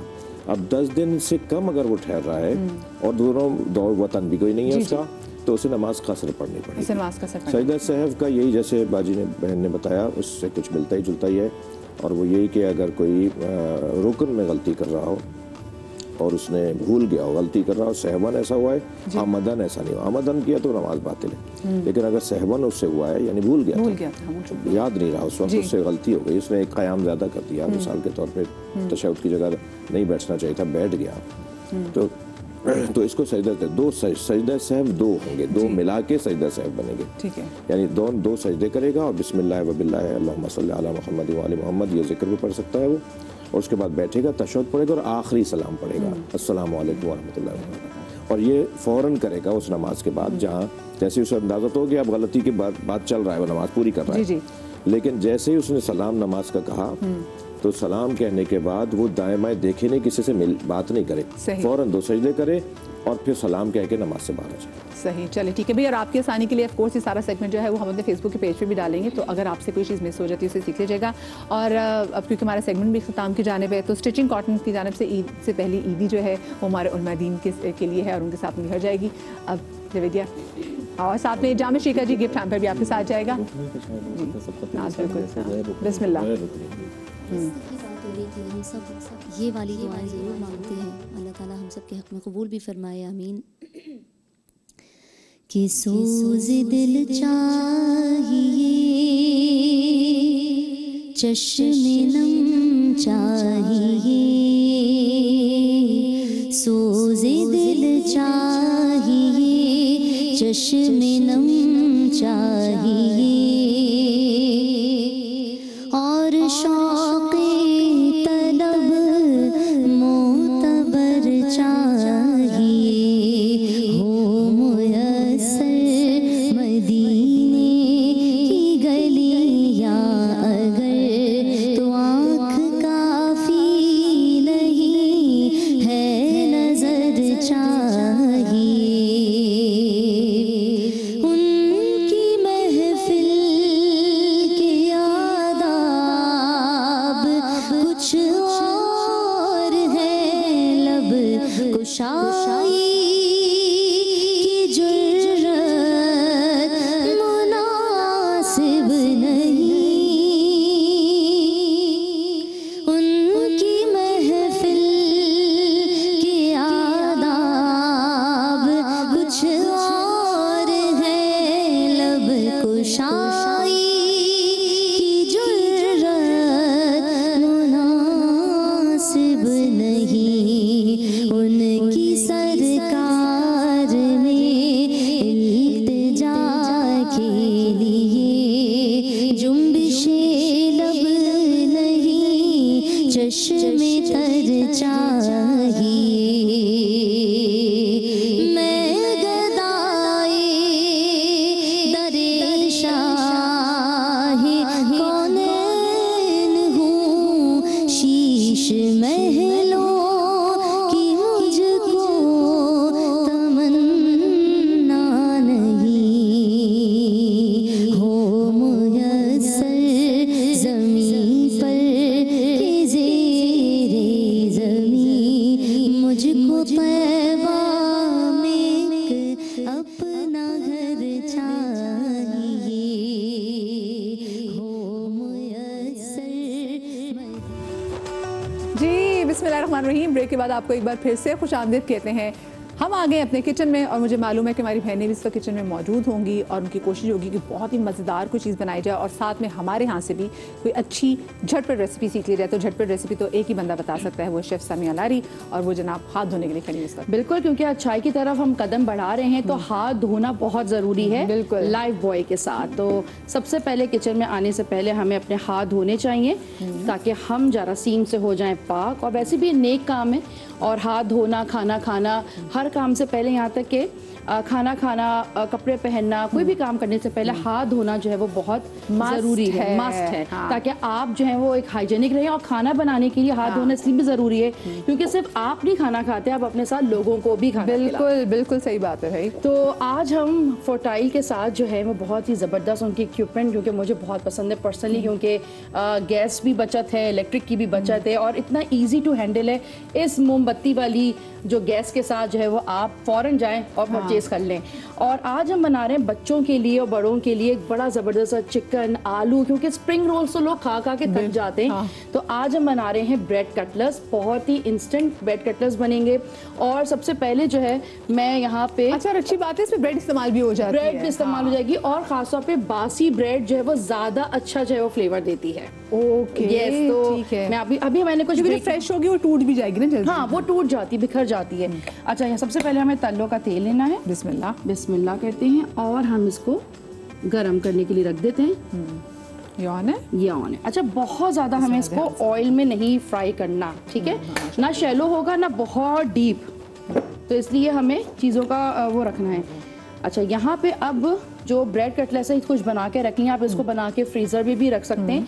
कोशिश ये करें कि बनाने के बाद जो है ना आप उसको थोड़ी देर के लिए 15-20 मिनट के लिए सेटल होने के लिए रखें। अच्छा, यहाँ पे क्योंकि मैं बना रही होती हूँ, ब्रेक में टाइम कम होता है, लेकिन हम क्योंकि सबके सामने भी बना सकते हैं, तो यहाँ पे उबले हुए आलू हैं, तकरीबन ये 1-2 बड़े आलू हैं।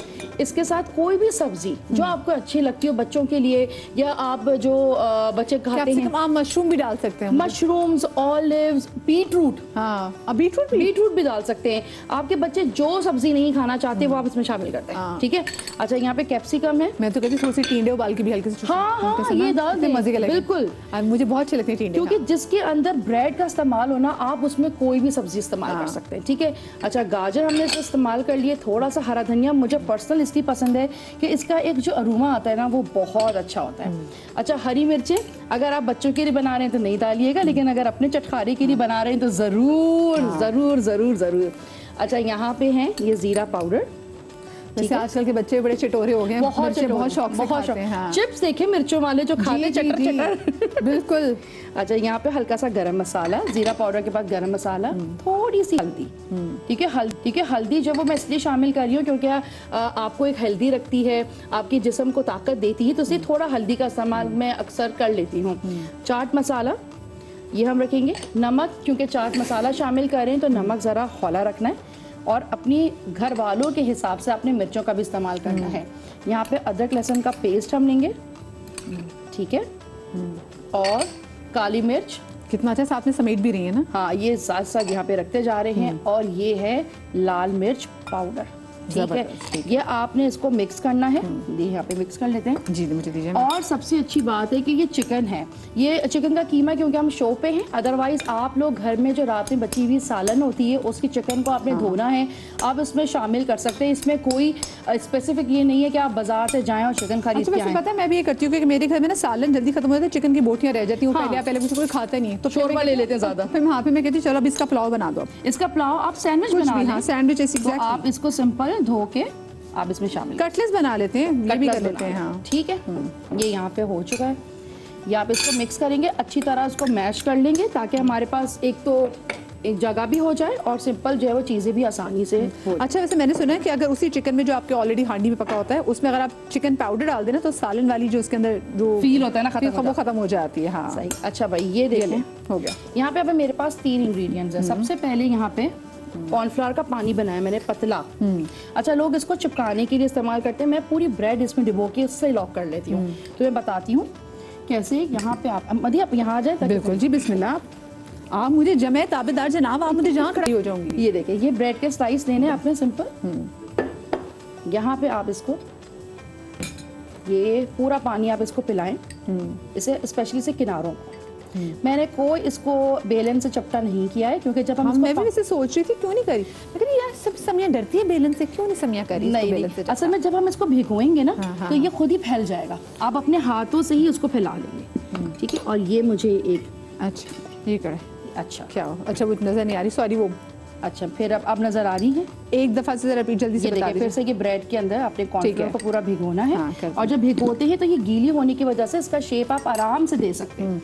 और मैं एक बना के दिखा देती हूँ, बाकी फिर हम इसकी फिलिंग करेंगे, ठीक है। यहाँ पे आपने इसकी फिलिंग रखनी, 1 चम्मच बहुत है। आप इसे पनीर डाल दें इसमें, अंदर आप जो है वो टोफू डाल सकते हैं, ओके। तो आपका जो आपके बच्चों को हेल्दी लगता है आप दें, ये देखें। और इसको आप जब करेंगे ना ये खुद ही हाथ से टूटने भी लगेगा। अच्छा ये जरा मैंने असल में सिर्फ कैमरामैन साहब के लिए मैं ये देखें स्मूथ कर रही हूँ सब कुछ। हाँ ये देखें, और ये गीला था जहाँ से फट रहा है आप उसको दबाएंगे खुद ब खुद ये लॉक भी होता जाएगा। सही, ये देखें। अच्छा जरा फिलिंग मेरे ख्याल से कम भी डाले तो बेहतर हो जाएगा ना काम। अच्छा अब आपने क्या करना है, सबसे पहले अंडा लेना है, ये किनारे आप बंद कर लीजिएगा, क्योंकि गीला करने की वजह से आपको कोई बेलन का इस्तेमाल करें, पूरा देखें पैक हो गया, जैसे फट रहा है आप इसको दबा देंगे। सही, ये देखिए, चलिए अब आपने इसको अंडे में यूं करके कोट करना है, जितना हो जाए ब्रेड क्रम में इसको हम आराम से इसको आप यूं करें, पलटी करें। हाँ। और गरम गरम बस चिमटा ले ब्रेड क्रम्स इसमें ना, ठीक है। और तलों के जो तेल है जो कि बहुत सेहतमंद है आप उसमें शामिल कर सकते हैं, ठीक है। अच्छा हमारे पास टाइम जरा कम है, साथ में हम ड्रिंक की तरफ भी आ जाएंगे। ड्रिंक क्या बना रही हैं आपने बताया? ड्रिंक आज हम बना रहे हैं जो रूह अफ़ज़ा है ना, वो सिर्फ आपको थोड़ा सा फ्राई करने के लिए। जनाब मैं हाजिर, मैं ताबेदार। अच्छा यहाँ पे मैं ज़रा एक टिश्यू ले लेती हूँ। अच्छा यहाँ पे आज हम बना रहे हैं बहुत ही ज़बरदस्त ही एक ड्रिंक, क्योंकि हम इनको रूह अफ़ज़ा हो गया, हम इसको यूटिलाइज सिर्फ शरबत के लिए करते हैं, लेकिन बहुत सारी चीज़ें ऐसी हैं जो कि ये जो हमारा जो ड्रिंक है ना ये बहुत ही ज़बरदस्त है, यानी कि इसके अंदर बेइंतहा जो है वो खालिस अज्जा है, ये बहुत ही खुशबूदार और बहुत अच्छा है। तो सिर्फ इसका आप पानी में घोल के या दूध वाला शरबत ना बनाएं, इसको जो है वो आप बहुत सारी चीज़ों में यूटिलाइज कर सकते हैं। सबसे पहले तो आपने इसमें रूह अफ़ज़ा लेना है, क्योंकि मशरूब मशरक़ इसका जो टाइटल है ना, यकीन करेंगे उसकी लेगेसी पे पूरा उतरता है, हमदर्द का रूह अफ़ज़ा। अच्छा यहाँ पे दही आप लेंगे, क्योंकि आज हम बनाने रूह अफ़ज़ा की लस्सी। अच्छा, और यहाँ पे इसको मैं कर देती हूँ चीनी, जैसे आपकी फैमिली को पसंद हो, बहुत मीठी या जो हल्की मीठे से लोगों को पसंद होता है। बर्फ डालेंगे या पानी, तो पानी हम ऐड करेंगे, थोड़ी गाढ़ी हमें रखनी है, ठीक है। और यहाँ पे थोड़ा सा बादाम पिस्ता जो है ना ये हम इसमें पीसने में भी डाल देंगे, ताकि इसके हर सिप के अंदर एक अच्छा फ्लेवर आए। मिस्टर देखिए आपने जो मुझे जिस काम पे लगाया ना, मैं ज़्यादा डेडिकेशन से कर रही हूँ कि मुझे है कि जल्दी जल्दी बन जाए। ये देखें ये बन चुका है, ठीक है।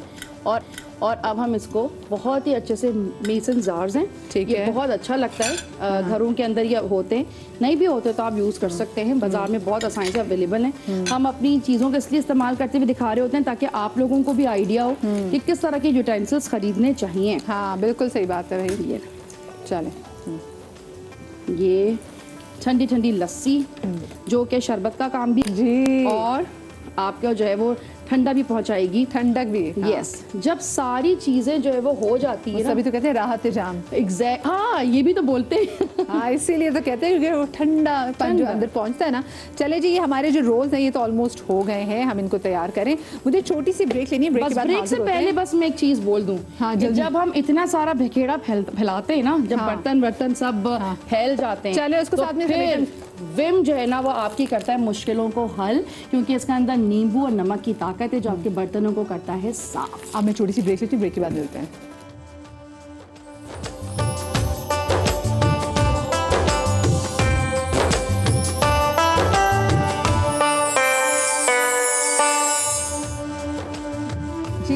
ब्रेक के बाद आपको एक बार फिर से खुश आमदीद कहते हैं। तिब्बे नबी का हमारा सेगमेंट है, डॉक्टर मिराइल भी हमारे साथ मौजूद हैं। अस्सलाम वालेकुम। कैसी हैं आप? ठीक है, शुक्र करम अल्लाह का। उम्मे आज तिब्बे नबी में हम क्या सीखने जा रहे हैं? आज हम बात करेंगे दूध के ऊपर। और दूध जो है नबी पाक सल्लल्लाहु अलैहि वसल्लम की को बहुत ही मरगूब था और इतना पाक मतलब मशरूब है कि इसके लिए दुआ उतारी गई है कि दूध पीने से पहले की दुआ है अल्लाह, ठीक है, इसलिए मतलब इतना पाक है ये और इसकी इतनी अफादियत है कि अगर इसको समझा जाए तो ये कंप्लीट मील है।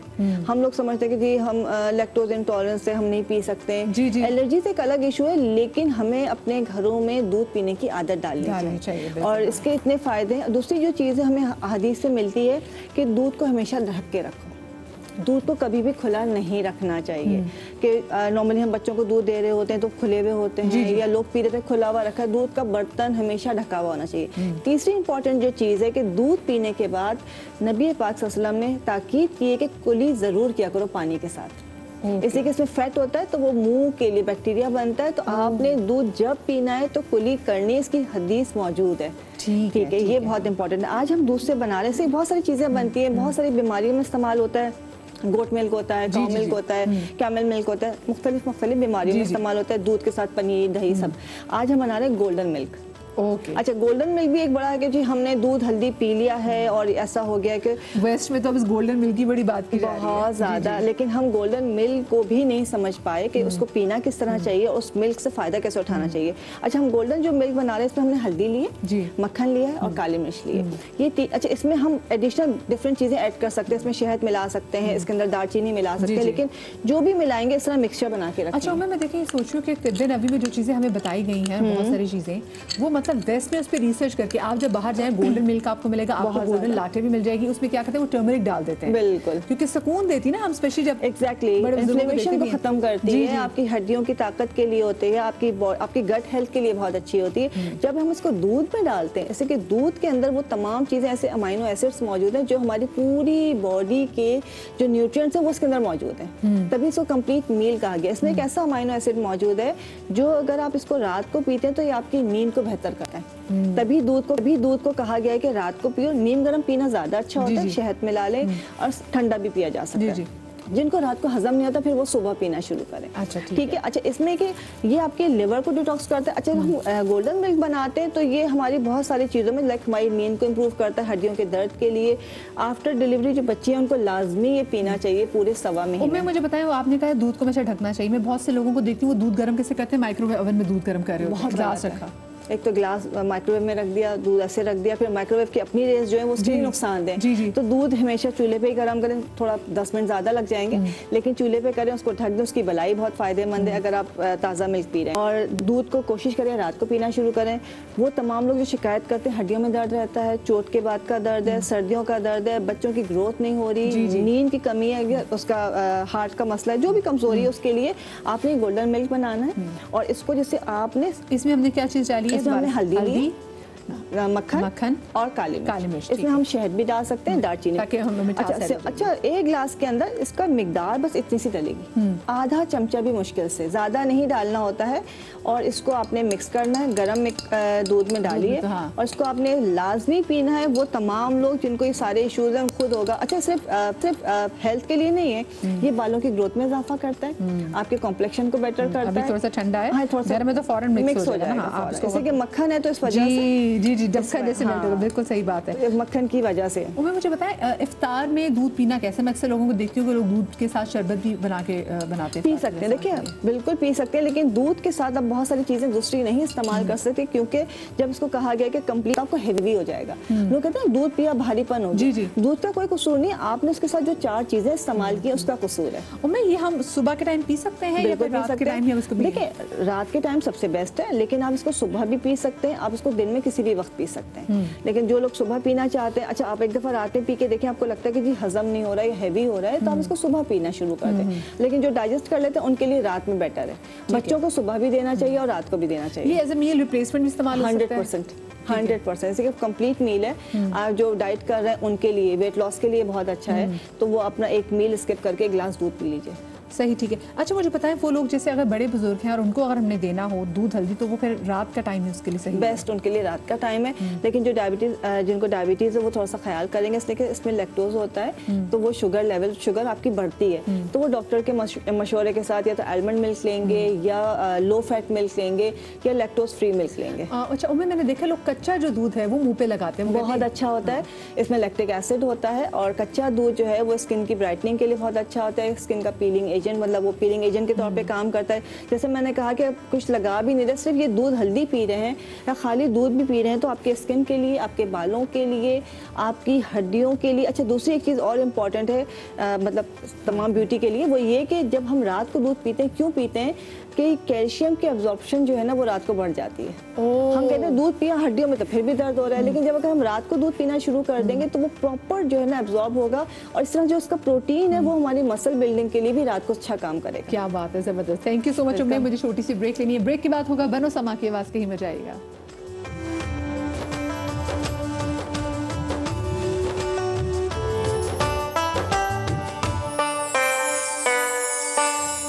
जी ब्रेक के बाद हम आपको एक बार फिर से खुशामदीद कहते हैं। ये है हमारा सेगमेंट, हमारा पसंदीदा तरीन सेगमेंट बनो समा की आवाज़। सभी रवानी भाई साहब हमारे साथ मौजूद हैं, सिद्दीक इस्माइल भाई साहब हमारे साथ मौजूद हैं, हमारे क्योंकि जजेस हैं। और अभी भी मैं आपको बताऊँ, ये जो कॉम्पिटिशन है इतना सख्त नहीं हुआ, क्योंकि हमारे जो जजेस हैं ना वो बड़े प्यार प्यार से चीज़ें समझा रहे होते हैं। फिर मुझे कभी कभी लग रहा होता है कि नंबरों में भी कहीं रियायत बरत देते हैं, लेकिन ये पहले ही आपको पता है जो हमारा पहला राउंड है ये उसी में ही पॉसिबल हो सकता है, और आज हमारे पहले राउंड का आखिरी दिन है। इंशाल्लाह कल से जो दूसरा राउंड शुरू होगा तो दूसरे राउंड में इतनी नरमी नहीं बढ़ती जाएगी जितनी नरमी बढ़ती गई थी, ठीक है। और दूसरे राउंड में अच्छी तैयारी कराना ही आप पर है सारा। मार्जिन भी कम है उसमें, मार्जिन भी बिल्कुल कम है, क्योंकि रोज़ की बुनियाद पे हमने देखा कि 4 कंटेस्टेंट आते थे, उनमें से जो एक कंटेस्टेंट है ना वो जिनके नंबर्स कम होते थे वो मुकाबले से निकल जाते थे, ठीक है। अब आगे जाके कंपटीशन होगा सख्त, ठीक है। आज के कंपटीशन का आगाज़ करते हैं, बिस्मिल्लाह करें हम। चले जी बिस्मिल्लाह करते हैं जी।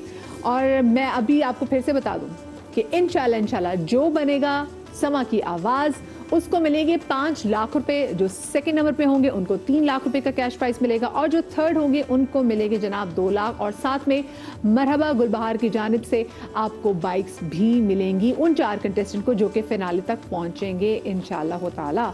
तो अब जनाब हम बिस्मिल्लाह, क्योंकि मुझे जजेस ने भी इजाज़त दे दी है, हम कॉम्पिटिशन का बाकायदा आगाज़ कर देते हैं। आज के दिन के पहले हमारे जो कंटेस्टेंट हैं इनका नाम है हुनैन वारसी, इनका ताल्लुक़ है हैदराबाद से, और ये स्पेशली ड्राइव करके कराची स्टूडियो में हमारे साथ यहाँ पर मौजूद हैं। हम पहले इन पर प्रैक्टिस देख लेते हैं, और इनका आईडी है 37। बनो समा की आवाज़ के नातिया मुकाबले में आज हैदराबाद से शरीक होने जा रहे हैं हुनैन वारसी। नातख्वानी में हुनैन वारसी के उस्ताद इनके वालिद मोहतरम हैं, और कमाल की बात यह है कि हुनैन के वालिद बनो समा की आवाज़ के नातिया मुकाबले में सीजन 6 के विनर रह चुके हैं। हुनैन की पढ़त बताती है कि इनके वालिद की इन पर बेहद मेहनत है। तू ही सुनता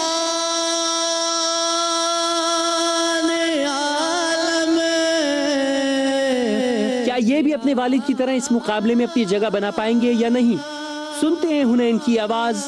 इनकी आईडी है 37 मोहम्मद। बिस्मिल्लाह जी हुनैन।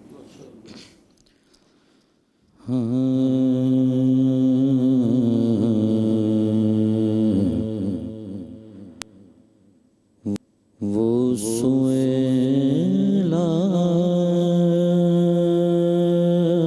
नज़र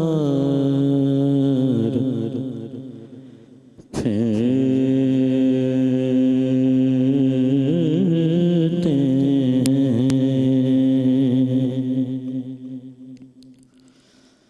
वो सुएला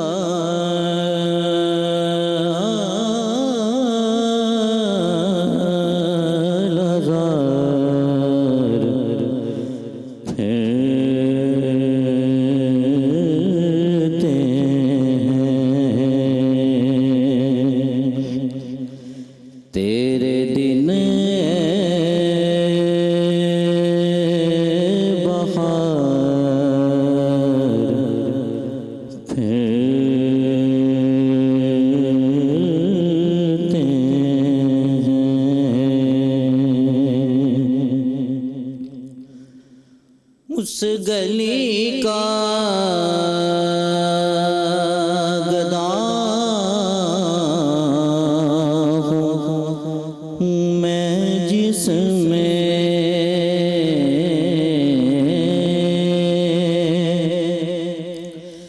उस गली का गदा हूँ मैं,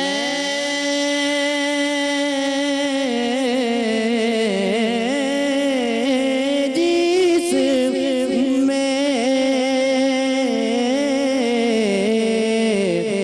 उस गली का गदा हूँ मैं, जिसमें मांगते ताजदार फिरते हैं, वो सुएला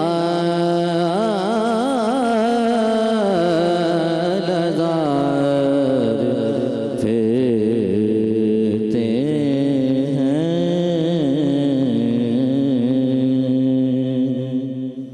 माशाल्लाह जी। हुनैन वारसी, सभी भाई।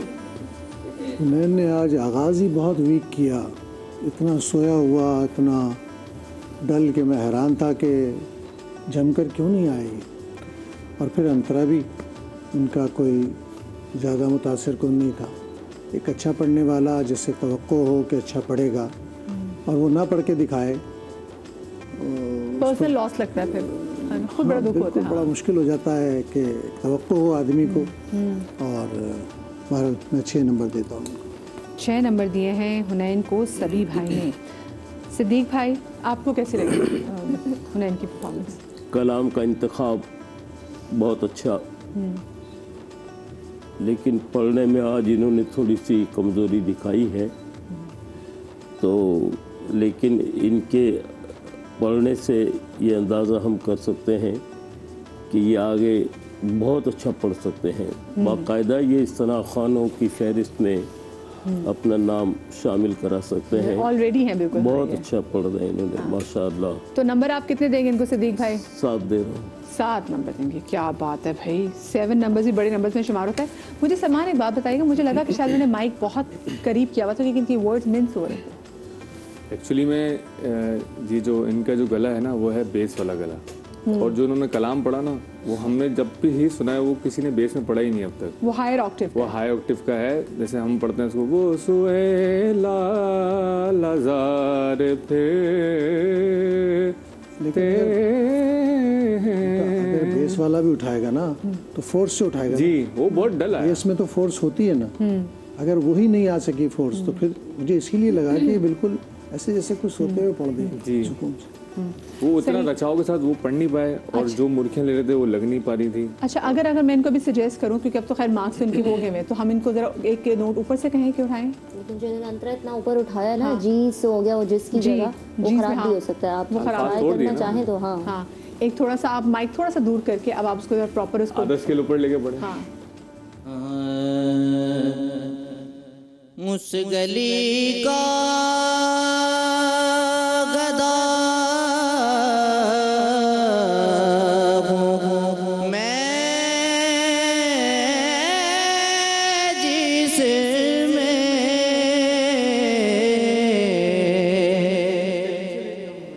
देखो ये मसला होता है ना, अगर अपने स्केल पे ना है, जहन में रखो कि शुरू करना है ना, जहन में आपका स्केल है, फिर अलाप काहे के लिए लेते हैं?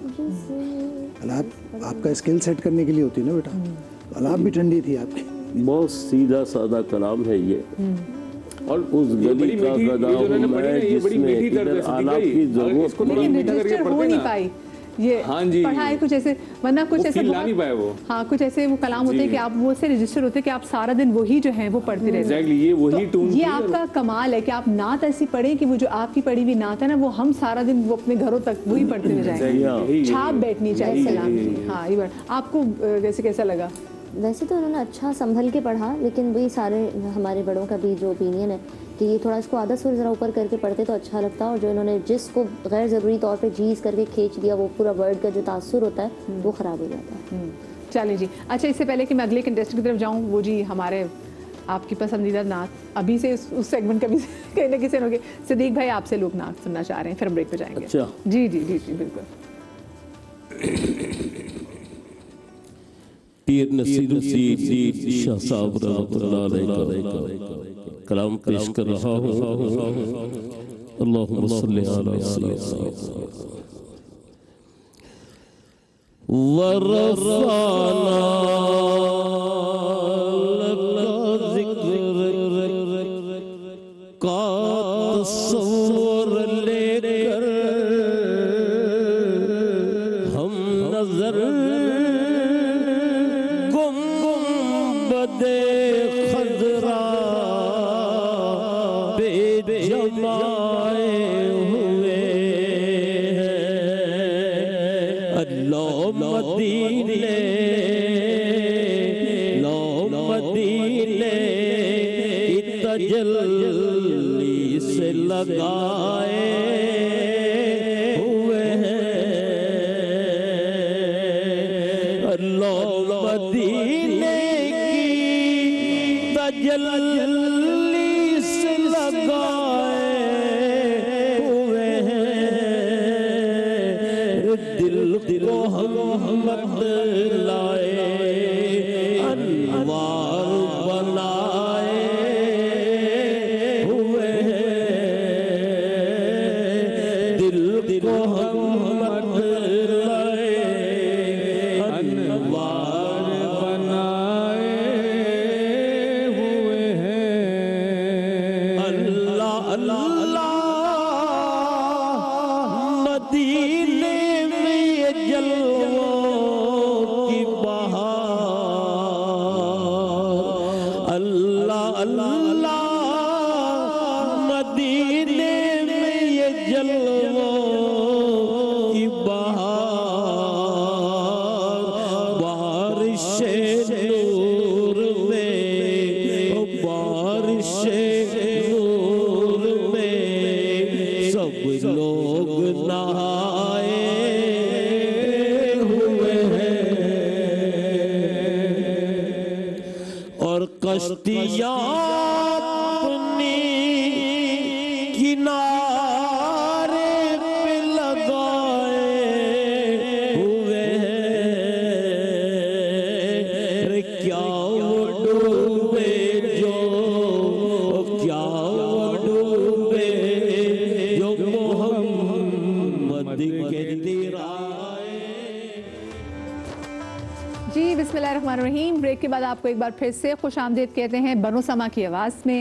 और बनो समा की आवाज़ की जो आज से कंटेस्टेंट हैं उनका नाम है मलिहा नईम। इनका ताल्लुक है कराची से और इनका आईडी है 38 यानी कि 38।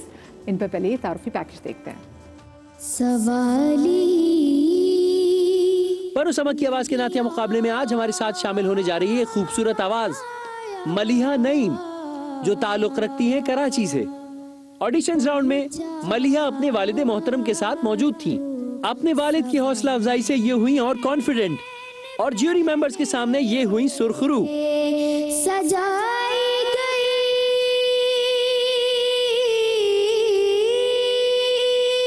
इनकी खूबसूरत आवाज और मुनफरिद अंदाज ने इनको मौका दिया कि आज पहली बार समा टीवी के प्लेटफॉर्म पर परफॉर्म करने आ रही हैं। आज मलिहा की कारकर्दगी कैसी रहेगी जानने के लिए सुनते हैं इनकी आवाज। इनकी आईडी है 38।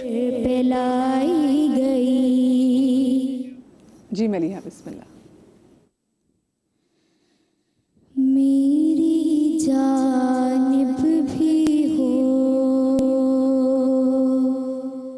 एक निगाहे करम ऐ शफीउल वरा खातमुल अंबिया। आप नूरे अज़ल आप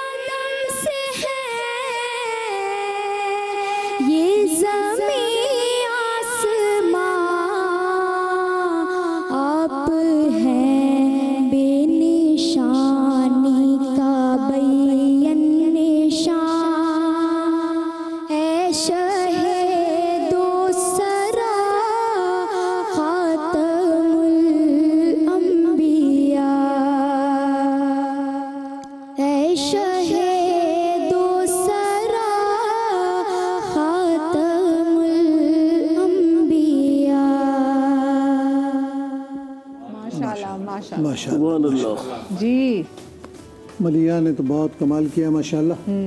और मलिया बेटा आपका कमाल ये है कि लफ्ज़ पर कायम रहना, उसके तासुर के बनने तक, इसका लहन में जितना बड़ा किरदार है ना, इसको बहुत समझने वाले कम हैं कि लफ्ज़ को पूरा अदा करके उसका साउंड पूरा वाज़े करके फिर आगे निकलें। अल्लाह ने आपको आवाज़ भी बहुत अच्छी दी है, आपने दोनों सलाहियतों को यकसा इस्तेमाल किया और एक भरपूर तासुर वाली नात पढ़ी माशाअल्लाह माशाअल्लाह। ये तासुर वाली नात पढ़ना ज़रूरी है। इन्होंने बताया नहीं मैं कितनी मुर्गियाँ ले सकती हूँ, मैंने जो पढ़ा बहुत प्यारा खूबसूरत पढ़ा। नहीं, इनका जो ऑडिशन मैंने सुना है उसमें ये अंदाज़ा भी हो गया कि मुर्गी भी ले सकती है। जी जी जी जी। जिस नात की जो ज़रूरत है वो पहचाननी चाहिए जी। कहाँ किस चीज़ की ज़रूरत है। बहुत बासलाहियत है आप माशाअल्लाह। 9 नंबर आपको दूँ माशाल्लाह, क्या बात है। अभी मलिहा को दिए हैं, सभी भाई ने 9 नंबर। सिद्दीक भाई आपको उनकी नात कैसी लगी? माशाल्लाह इस बच्ची ने बहुत ठहराव के साथ, बड़े इत्मीनान के साथ, ये बड़ी सुनी सुनाई नात है, लेकिन उसको निभाना अल्हम्दुलिल्लाह इन्होंने वो बहुत प्यारे ने बगैर बहुत प्यारा पढ़ा है।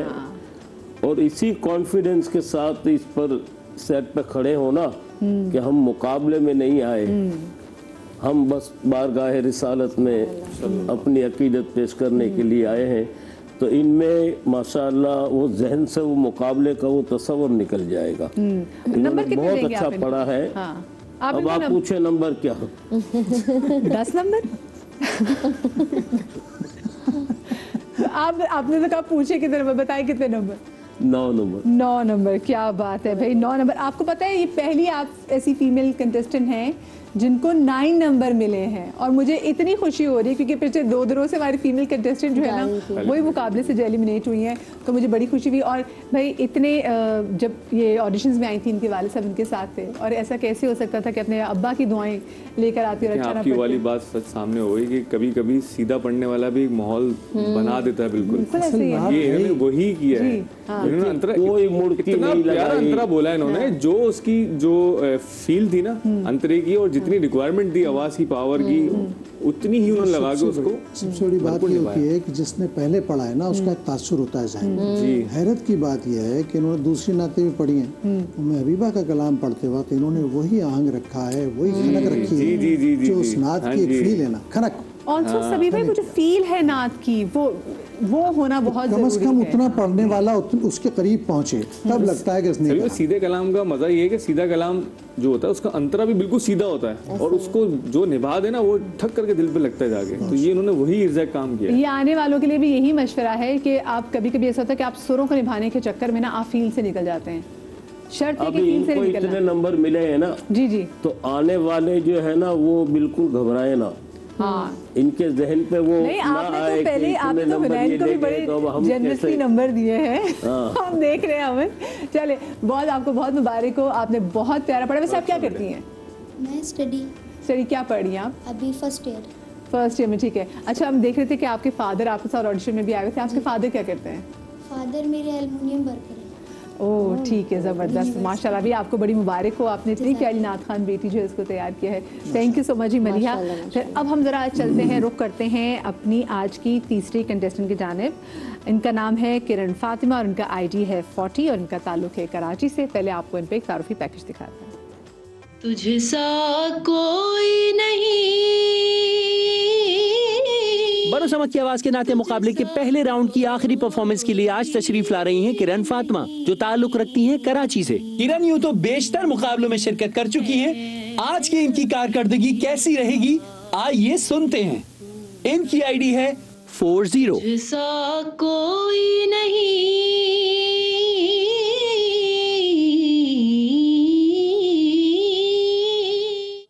बिस्मिल्लाह किरण।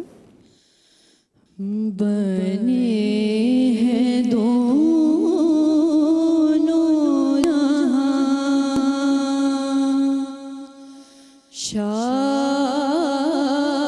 शाहिदो सरा के लिए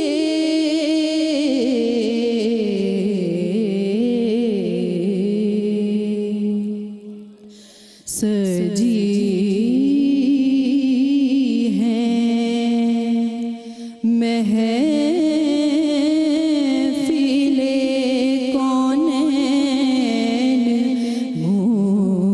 मुस्तफ़ा के लिए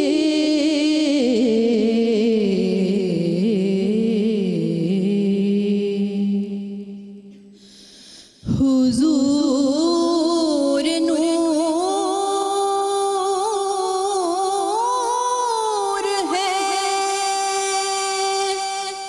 महमूद है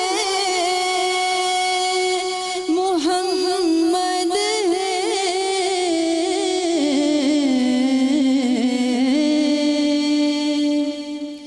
हुजूर नूर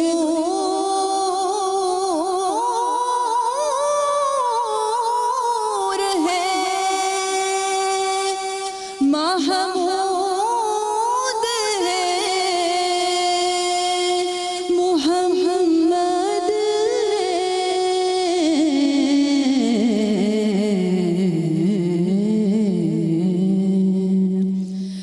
जगह जगह नए उन्वान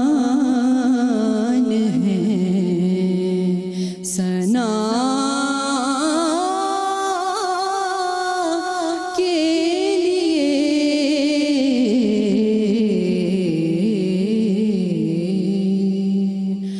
बने हैं दोनों जहां।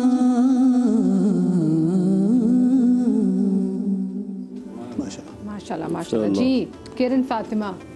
किरण फातिमा बहुत बासलाहियत हैं, आवाज़ भी इनकी बहुत अच्छी है, लेकिन जो नात इन्होंने इंतखाब की है वो बड़ी मुश्किल नात थी और मुझे खुशी है इस बात की कि बड़ी हद तक इन्होंने उसे अच्छा करके पढ़ने की कोशिश की है। लेकिन बेटा कुछ कलामों में ना, जैसे मैंने इससे पहले कलाम में कहा कि लफ्ज़ पर ठहर कर उसका तासुर वाज़े करना होता है। जहाँ सांस की गुंजाइश है, इससे पहले पढ़ने वालों ने भी गैप में सांस लेकर अगले लफ्ज़ को मजबूत किया है। आपको उस पर जल्दी गुजर कर अपना सांस कमज़ोर नहीं करना चाहिए था, है ना। बने हैं दोनों जहाँ, सजी है महफिल कौनैन, ये सब एक सांस में कहने की ज़रूरत नहीं थी। इसमें पॉजेस थे, उस पॉजेस को पढ़ने वाला अपने सांस को बहाल रखने के लिए, मजबूत रखने के लिए इस्तेमाल करता है। नो डाउट कि आप बहुत बासलाहियत हैं, लेकिन यहाँ आपने आगे के लिए सांस कम कर दिया अपना। फिर आपको जब सांस पूरा नहीं होता तो फिर हम हे करके पूरा करते हैं उसको, क्या होता है उससे तासुर ख़राब हो जाता है। और इतने खूबसूरत आवाज़ अल्लाह ने आपको दिया है, ऐसी इसमें बीच में आपने अंतरे में भी कोशिश की अपनी सतह से बुलंद जगह लगाने की और लगाई। माशाल्लाह, मुझे खुशी है। आपकी आवाज़ और आपकी पड़क दोनों मुकाबले में आने ही से जस्टिफाई हो, लेकिन इसे संवारना, इस आवाज़ को बनाना, इसको मजबूत करना ताकि उसमें कपकपाहट का तासुर ख़त्म हो जाए, लर्जा न रहे और मजबूत स्ट्रोक के साथ मिसरा आए, वो आपके लिए बहुत कामयाबी की दलील बनेगा इंशाल्लाह। बहुत बासलाहियत है। बिल्कुल। कितने नंबर देंगे आप इनको? 8 नंबर दूंगा जनाब। 8 नंबर, वेरी गुड, क्या बात है जी। जी सिद्दीक भाई। अच्छा सिद्दीक में मुझे लग रहा है मैं टीचर हूँ यहाँ। जी सिद्दीक भाई। सभी भाई ने जिस तरफ निशानदेही की है मैं उससे इत्तेफाक करता हूँ, लेकिन इस बच्ची का कॉन्फिडेंस बहुत मजबूत है, आवाज़ में मैच्योरिटी भी बहुत है। और ये इस वक्त का जो वक्त है ना, अब ये इफ्तार के करीब करीब हम पहुंचने वाले हैं, गला भी खुश्क है, तो गला भी खुश्क है, लेकिन इसने भरपूर सलाहियत का मुजाहरा किया है और ये बाकायदा सना खानों की फहरिस्त में अब शामिल हो गई है। अल्लाह इनको और जज़ाए खैर अता फरमाए। लेकिन बहुत अच्छा पढ़ा है, कहीं भी बेसुरापन या कहीं भी अफ्ताई अंतरे में कुछ भी इन्होंने, लेकिन छोटी छोटी वो हम बस, अब रमज़ान का महीना है, नहीं ये रमज़ान के महीने में कंपटीशन है, ये बस ये पहला और आखिरी राउंड है जिसमें जो छोटी छोटी गलतियां माफ कर सकते थे, आगे कंपटीशन सख्त होगा। हमें विनर एक चाहिए। जी बताएं कितने नंबर देंगे आप इनको? 8 नंबर दे देते हैं। 8 ठीक है। आप दे रहे हैं या उनसे पूछ रहे हैं? मैं आपको हल्का ये खुद भी इतना ज़ौक़ से सुनती है जजमेंट तो ये खुद भी माशाअल्लाह इनके जहन में भी है, लेकिन और मैं आपको हल्फन कह दूं, मेरी इनके साथ कोई ऐसी डील नहीं हुई वरना लोग ये समझेंगे कि अच्छा सिद्दीक भाई से पूछ के नंबर दे रहे, तो ये सिद्दीक भाई बिल्कुल खालिसतन जो उनका दिल करता है वही नंबर देते हैं, जैसे उनको सुनने में लग रहा होता है। लेकिन बेटे बहुत दुआएं आपके लिए, आपकी आवाज़ सुनकर मेरी बड़ी तबीयत शाद हुई। बहुत कम बच्चियों में मुनफरिद आवाज़ आती है, अल्लाह ने आपको नवाजा है और मेहनत करती हैं भरपूर, लग रहा है इनकी आवाज से, इनके पढ़त थोड़ी सी से मेहनत और कर लें। लेकिन ये जो एंड वाली मुर्खी ले रही थी ना ये, उसकी वजह से इनका सांस अगली लाइन के लिए टूट रहा था। तो वो अगर ना करें तो मुस्तकिल कह रहे होते हैं कि कम पढ़ें लेकिन पक्का पढ़ें, कम जगह लगाएं लेकिन स्ट्रेट पढ़ें, लेकिन उतना करें जितनी होते हैं ना, उसमें एक रोजे का भी बहुत बड़ा एलिमेंट, जब गला खुश्क हो ना, सांस भी पूरा ना और पेट भी खाली है, ये रोजेदार इस बात को मनुज़े खातिर भी रखें ना कि हम रोजे की हालत में होंगे तो कोई ऐसा को मिनिमाइज कर लेंगे जितनी आपकी सकत है। अपनी रेंज से नीचे पढ़ने वाले के लिए बड़ा मुश्किल होता है। जब भी खड़े करेंगे ना किसी बुलंद आंख पर को पढ़ने वाले के लिए, अब उसकी आवाज़ वीक होगी लेकिन वो उठाएगा वहीं से, क्योंकि उसका स्केल है, उसका स्केल है। अब इससे रोज जिसने मेहनत की, जिसके गले में मुर्कियां हैं, अल्लाह ने जगह दी हुई, कल बच्चा आया था कैसी जगह ले रहा था, ऐसा लगता कोई मशीन चल रही है उसके गले में। रियाजत की हुई, मेहनत की हुई, उनके लिए कोई मसला नहीं है। हाँ थोड़ी बहुत हो जाती है, ऐसा फीमेल वॉइस है ना, स्केल ऊपर होता है तो बेस का थोड़ा सा इशू होता है, इसलिए हम कहते हैं कि एंड वाली 2 मुर्कियां हम ना लें, वहीं स्टॉप करके नीचे वाली लाइन पर वो सांस वहाँ बच जाएगा आपका। चले, आई होप कि वजह से सभी भाई ने इसको बड़ा मुफस्सल तरीके से बताया और सलमान भी एम्फसाइज करा, तो बच्चे इस बात को जरूर जहन में रखें कि जहाँ पे गुंजाइश हो सांस ले लें, ठीक है ना। अच्छा, ब्रेक पे जाने से पहले सलमान में चाहूंगी हम आपसे रात चले। माँ किरण बहुत प्यारी माशाल्लाह से, कांग्रेचुलेशंस, आपका नंबर भी बहुत अच्छे मेरे जी।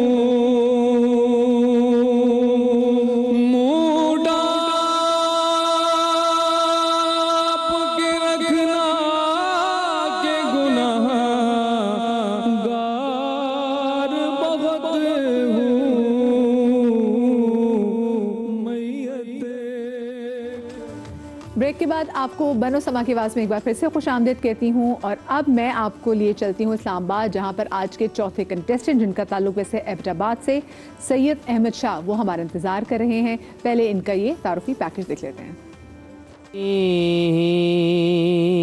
सैयद अहमद शाह हमारे आज के अगले कंटेस्टेंट जो एबटाबाद से ताल्लुक रखते हैं और बचपन से ही नातख्वानी करते आ रहे हैं।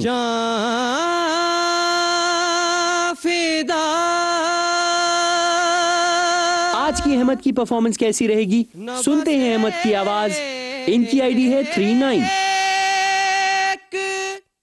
जी, तो अहमद का आईडी है 39 यानी कि 39। अहमद बिस्मिल्लाह। हम सुए हश्र चलेंगे,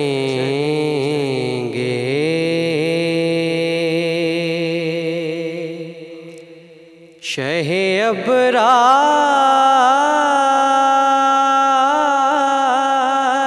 के साथ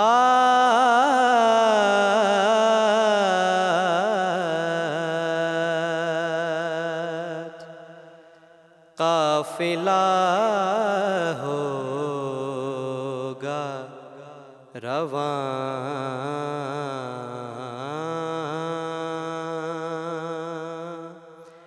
काफिला सालार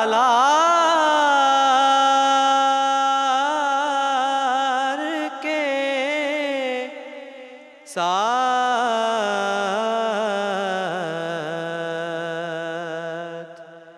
हम सुए हश्र चलेंगे।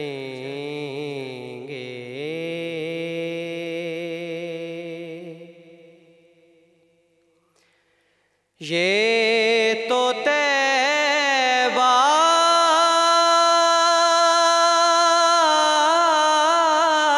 की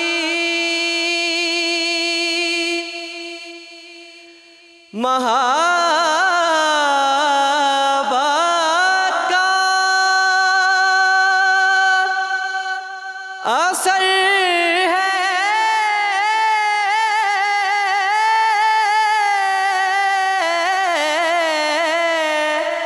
वरना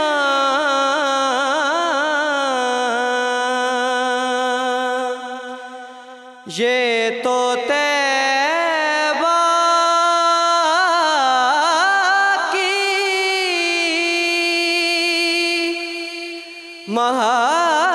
महाबत का असर है,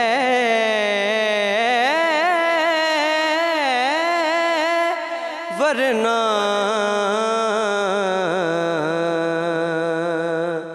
कौन रोता है लिपट कर दरो दीवार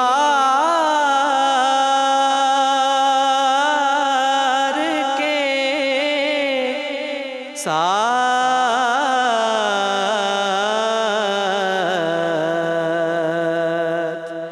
हम सुए हश्र चलेंगे।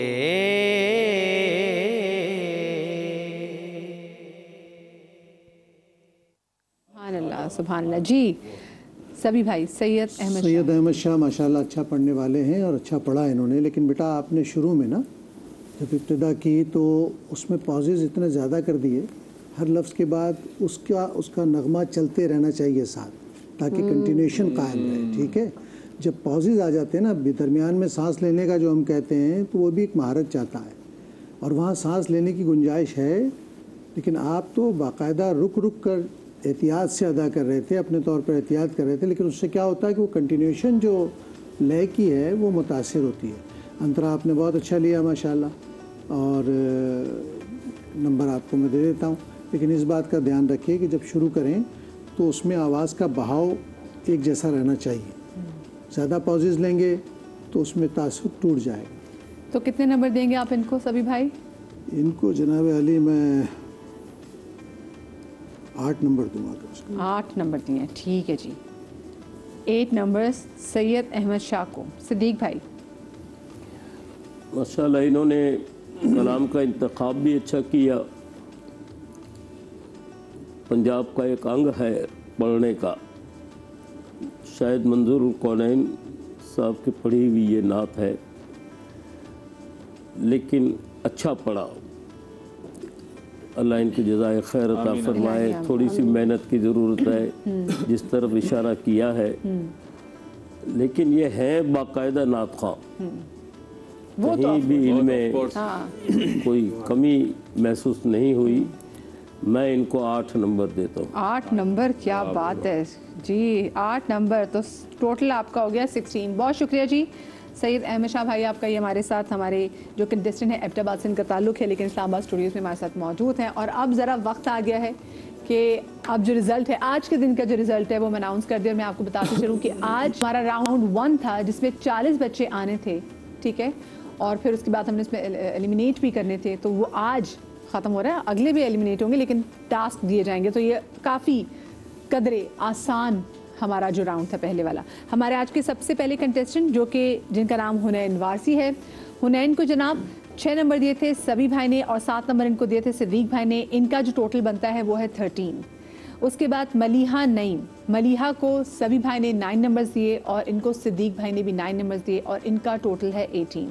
फिर हमारे आज की तीसरी कंटेस्ट किरण फातिमा, इनको 8 नंबर दिए सभी भाई ने और 8 ही नंबर इनको दिए सिद्दीक भाई ने और इनका टोटल है 16। और आज के हमारे आखिरी कंटेस्टेंट जिनका नाम है सैयद अहमद शाह, उनको 8 नंबर दिए सभी भाई ने और 8 नंबर ही दिए सिद्दीक भाई ने, तो इनके भी टोटल नंबर्स हो गए 16।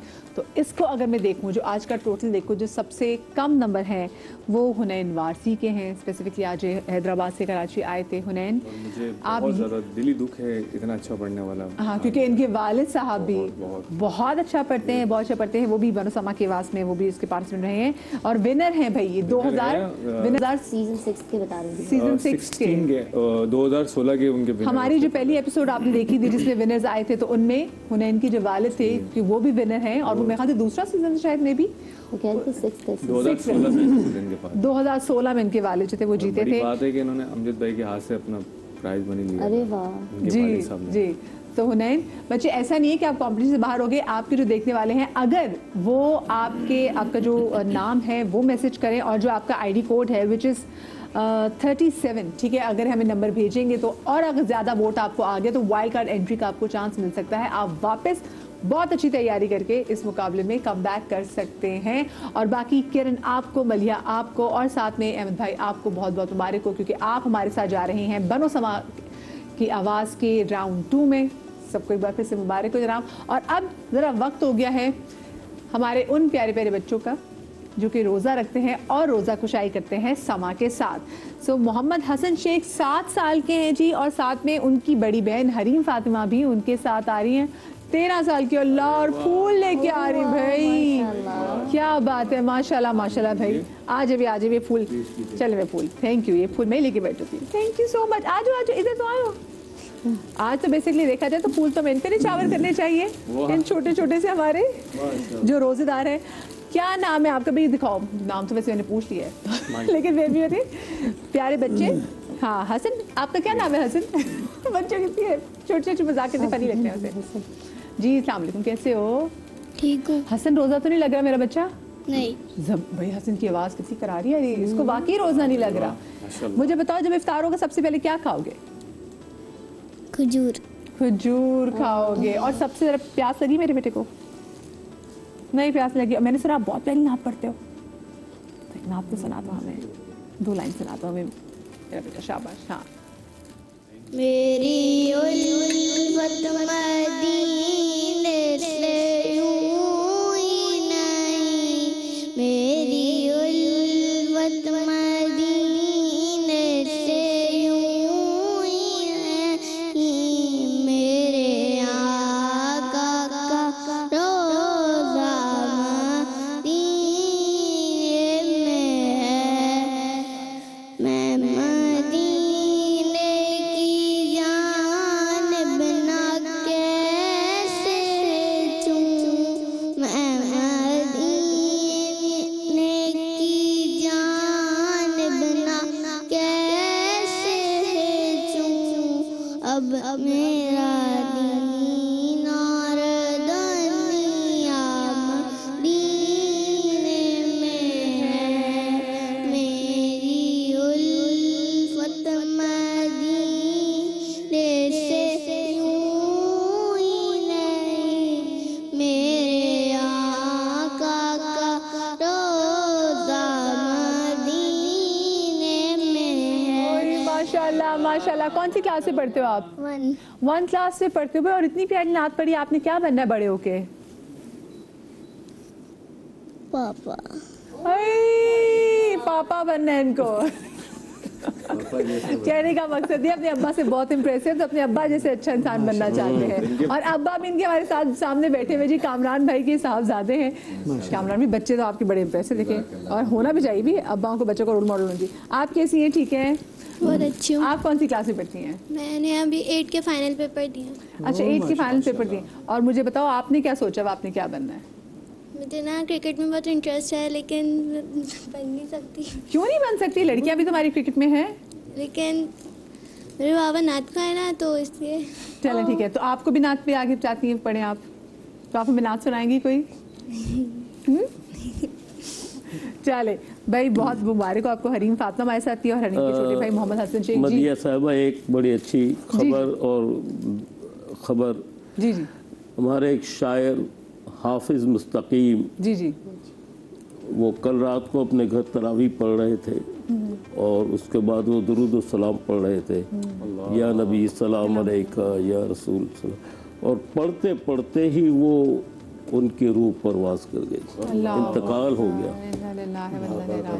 तो ये मैं देखें, दुनिया से जाना तो है, सपने जाना है, लेकिन वो कहते हैं ना, आपका खैर पे हो, और देखिए जब रसूल का नाम ले रहे हो, इस दुनिया से गए हैं, तो मैं अपने सुनने वालों को भी कहूँगा कि उनके लिए दुआ मग़फ़िरत आप जरूर कीजिएगा, और बख्शे हुए सलात व सलाम पढ़ते हुए क्या। और अल्लाह पाक, मैं तमाम लोगों से कहूँगी कि उनके लिए भी बख्शिश की। और वो बहुत सारे लोग जो कि रमज़ान मुबारक में, और वो लोग जो कि जब दुनिया से चले जाते हैं तो उनके पीछे कोई फातिहा पढ़ने वाला नहीं होता, तो उनकी बख्शिश के लिए हम भी दुआ करते हैं। और साथ में जो बीमार हैं, जो लोग हमें देख रहे हैं, तो अल्लाह पाक बीमार करबला के सदक़े में उनको शिफाए कुल्ली अता फरमाए। तो इसी दुआ के साथ मैं आप लोगों से इजाज़त लेना चाहूँगी। आप लोग अपना बहुत सारा ख्याल रखिएगा, शाद रहिए, आबाद रहिए। अल्लाह पाक आपको औलाद के गम से महफूज रखें। इंशाल्लाह ज़िंदगी नहीं तो कल आपसे मुलाकात होगी, और कल होगा बनो समा की आवाज़ का राउंड 2। तो जितने कंटेस्टेंट हैं वो ज़्यादा अच्छी तरीके से तैयार हो जाएं, क्योंकि अब पढ़ने वालों के साथ साथ सुनने वाले भी तेज़ हो गए हैं। ठीक है, इंशाल्लाह कल मिलेंगे। अल्लाह हाफ़िज़।